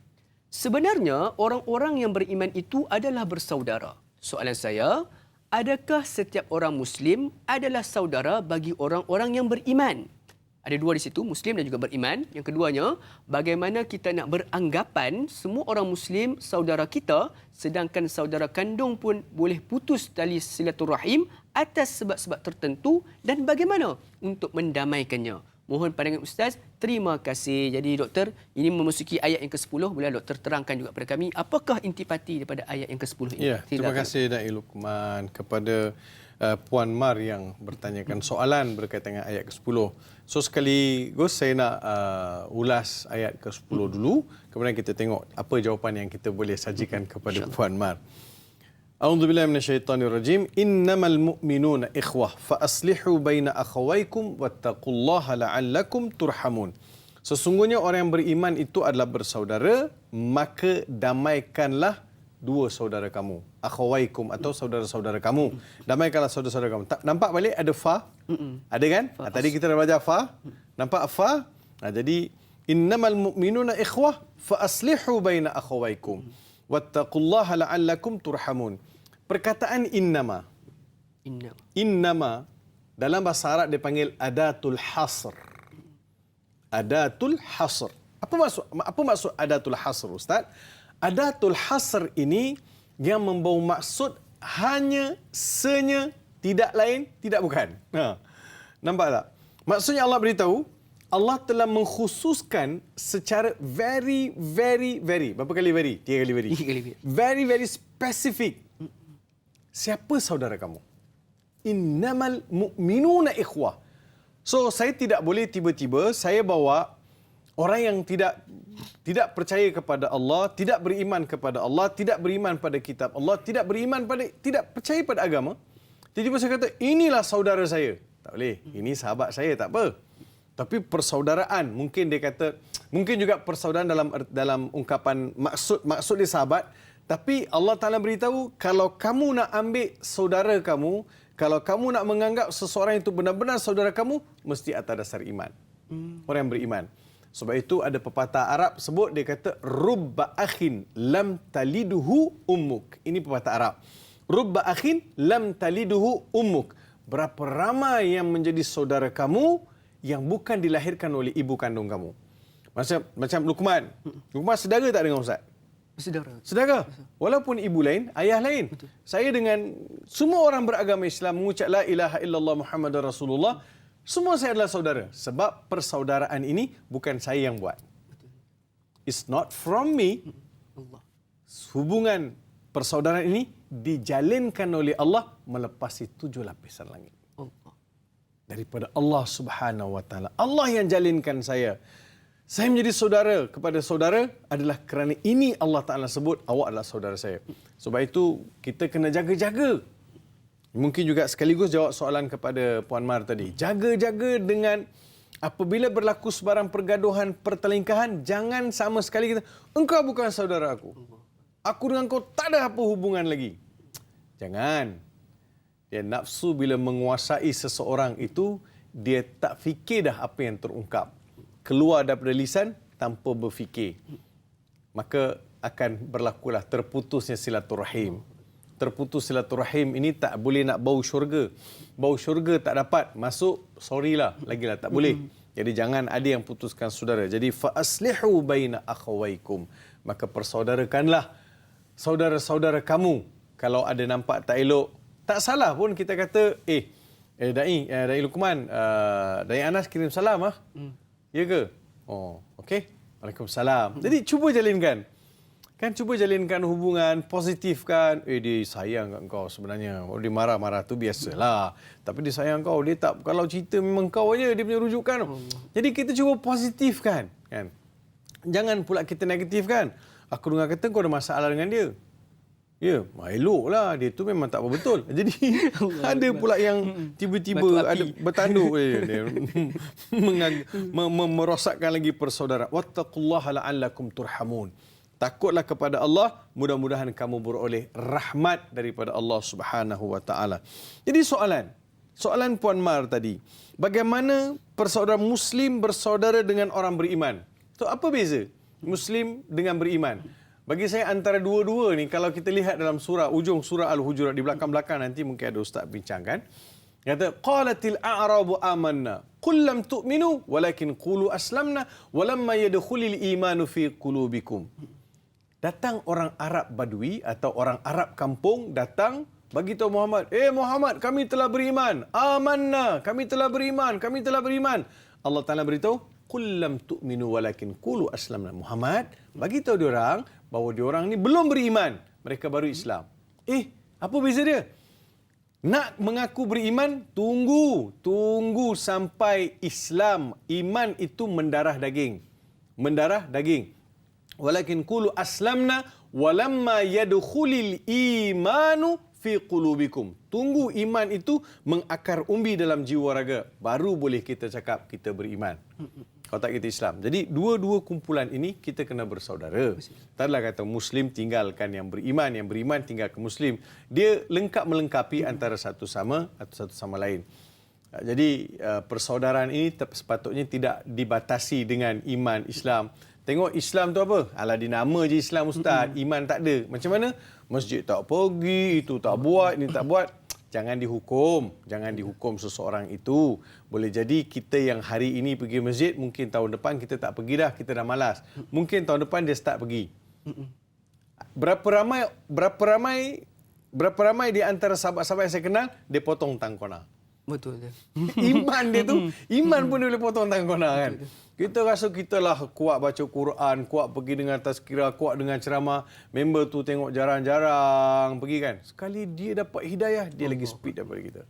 Dia lagi pantas daripada kita. Jangan menghukum seseorang yang nampak belum kembali kepada Allah. Mungkin dia kembali, dia terus masuk, dia terus tak buat, dia terus kekal dengan apa yang dapat. Kita doakan.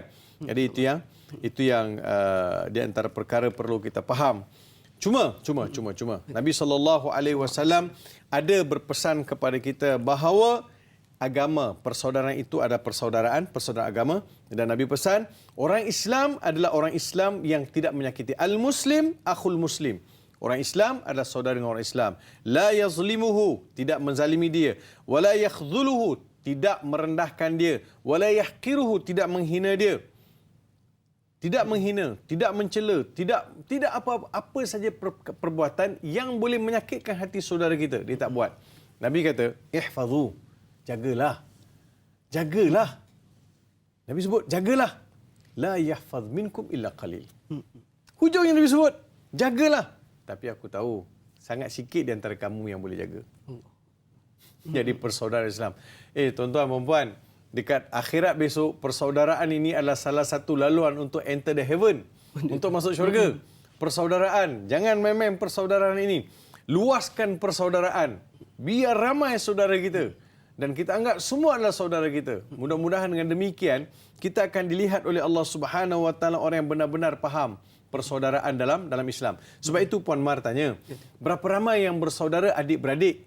Kan? Adik-beradik tiba-tiba putus saudara. Dan ada yang tak adik-beradik, dia kekal saudara. Betul. Persaudaraan dalam Islam ini adalah bukan dia tidak terhenti dengan persaudaraan adik-beradik. Namun demikian, memutuskan persaudaraan adik-beradik adalah tak boleh. Tak boleh. Dia seperti air yang mengalir. Cincang-cincang tak putus. Jangan duk mengada-ngada kata kau bekas saudara aku lain, kau lain. Jangan mengada-ngada. Ini semua tak betul. Ungkapan-ungkapan itu boleh membawa kemurkaan daripada Allah Subhanahu Wa Taala. Itu yang satu. Yang keduanya, apa yang perlu kita faham ialah bahawa ramai di luar sana. Okey, macam ni. Seseorang itu Luqman, dia tak akan jadi saudara saya bila dia keluar Islam. Betul. Katakan saya ada adik-beradik 5 orang. Semua Islam. Tiba-tiba ada seorang tu keluar Islam. Maka ternafilah persaudaraan dia dengan saya. Walaupun dia adik-beradik. Tapi di luar sana, berapa ramai yang bukan adik-beradik, tapi dia mengucap dua kalimah syahadat, dialah saudara saya. Ya, saudara saya. So persaudaraan dalam Islam luas daripada persaudaraan yang kita faham selama ini. So jaga persaudaraan. Persaudaraan itu adalah anugerah. Anugerah. Orang yang suka putuskan silaturahim akan sempit rezeki dia. Tak percaya tengok. Allah. Orang yang suka putuskan silaturahim, rezeki dia sempit. Satu. Orang yang putuskan silaturahim, hidup tak tenang. Tak bahagia. Orang yang putuskan silaturahim ini, tuan-tuan, dia akan jauh daripada petunjuk Allah Subhanahu Wa Taala. Jadi, cukuplah. Putuskan silaturahim ini akan mengundang pelbagai bala dan musibah. Apa susah, tuan-tuan? Maafkan ajalah. Tak boleh, Ustaz, maafkan ajalah. Tak ada benda yang, kalau ikutkan kita punya dosa lagi banyak lah. Allah maafkan kita, Allah ampunkan kita. Nabi SAW, bila kita dibawa menghadap Nabi SAW di mahsyar kelak, Nabi akan bagi kita syafaat. So, semua peluang-peluang ni kita, Allah dan Rasul bagi. Kita pula tak boleh bagi peluang ke orang lain yang buat salah dengan kita. Maafkan aja lah. Buat apa nak simpan-simpan? Orang yang simpanan, dia membusuk di dalam. Dia akan rosak daripada dalam. Tak elok. Dia akan bawa penyakit sebab dia akan jadi stres. Contohnya saya ada telagah dengan Luqman kan. Saya tak puas hati dengan Luqman. Saya tengok Luqman, saya lari. Dalam hati ni membuat-buat, contohnya kan, marah. Tapi tengok Luqman tak maafkan Ustaz. Luqman sebenarnya tak ada apa dengan Ustaz pun. Luqman okey je. Tapi Ustaz tengok Luqman relax, happy. Saya ada penyakit. Saya tengok Luqman sakit. Luqman okey je. Luqman okey ni akan sukses. Saya ni akan drop. Sebab saya ni jadi manusia yang tak boleh tengok orang lain. Saya sentiasa membawa sifat-sifat yang negatif. Positiflah, maafkan. Wa kunu ibadallahi ikhwana. Jadilah hamba-hamba Allah yang bersaudara. Jadi hamba-hamba Allah yang bersaudara. InsyaAllah. Jadi sidang penonton sekalian, itulah dia yang dikatakan juga yang Al-Fadhil Doktor, orang yang suka putus silaturahim ni rezeki akan disempitkan. Jadi mudah-mudahan dengan jawapan tersebut akan merangkumi kesimpulan ringkas bagi tajuk kita pada hari ini. Jadi mohonlah untuk yang berbahagia doktor untuk membacakan sedikit doa. Mudah-mudahan Allah rahmati pertemuan kita pada pagi ini, insya-Allah. Silakan doktor. Amin. Bismillahirrahmanirrahim. Alhamdulillahi Rabbil Alamin. Wassalatu wassalamu ala ashrafil anbiya'i wal mursalin. Wa ala alihi wa sahbihi ajma'in. Allahumma salli wa sallim ala habibina al-Mustafa alaihi salatu wassalam. اللهم أحينا بالإيمان ومتنا على الإيمان وادخلنا الجنة مع زمرة أهل الإيمان برحمتك يا أرحم الراحمين. اللهم حبب إلينا الإيمان وزينه في قلوبنا وكره إلينا الكفر والفسوق والعصيان واجعلنا برحمتك من الراشدين. Ya Allah, ya Tuhan kami, di hujung kuliah kami pada hari ini dalam pengajian program Tanyalah Ustaz, dalam pengajian tafsir surah Hujurat, ya Allah, Kau jadikanlah kami orang yang mencintai Al-Quran. Kau jadikanlah kami mereka yang faham akan ayat-ayat-Mu. Kau jadikanlah kami hidup dalam kasih sayang, hidup dalam tolak ansur, hidup dalam hormat menghormati. Ya Allah, Kau buangkanlah segala macam persengketaan yang terbeku dalam hati kami, ya Allah. Ya Allah, Kau bibitkanlah tanda-tanda kasih sayang sesama orang Islam. Ya Allah, Kau jadikanlah kami orang yang dikasihi dan kami mengasihi orang lain. ربنا ظلمنا أنفسنا وإن لم تغفر لنا وترحمنا لنكونن من الخاسرين. ربنا آتنا في الدنيا حسنة وفي الآخرة حسنة وقنا عذاب النار. وصلى الله على سيدنا محمد وعلى آله وصحبه وبارك وسلم. سبحان ربك رب العزة عما يصفون وسلام على المرسلين. Walhamdulillahi Rabbil Alamin. Amin, amin ya Rabbal Alamin. Jadi jazakallahu khairan katsira doktor atas bacaan doa. Mudah-mudahan Allah SWT rahmati pertemuan kita semua pada pagi ini dan mohon dihalalkan ilmu yang dikongsikan pada pagi ini, insya-Allah. Jadi sahabat sekalian, esok kita akan bersama dengan salah seorang kekanda saya, iaitu Da'i Hadari sebagai moderator bersama dengan ahli panel jemputan kita yang berbahagia Ustaz Ahmad Husni Abdul Rahman membincangkan topik berkaitan dengan pengajian hadis, iaitu tercemarnya akidah. Jadi jom sama-sama kita terus menimba ilmu. Hari ini kita mengaji tentang Al-Quran, esok kita mengaji pula tentang hadis. Dalam rancangan Tanyalah Ustaz, biar tahu jangan keliru. Saya Da'i Luqman mohon mengundur diri. Wassalamualaikum warahmatullahi wabarakatuh.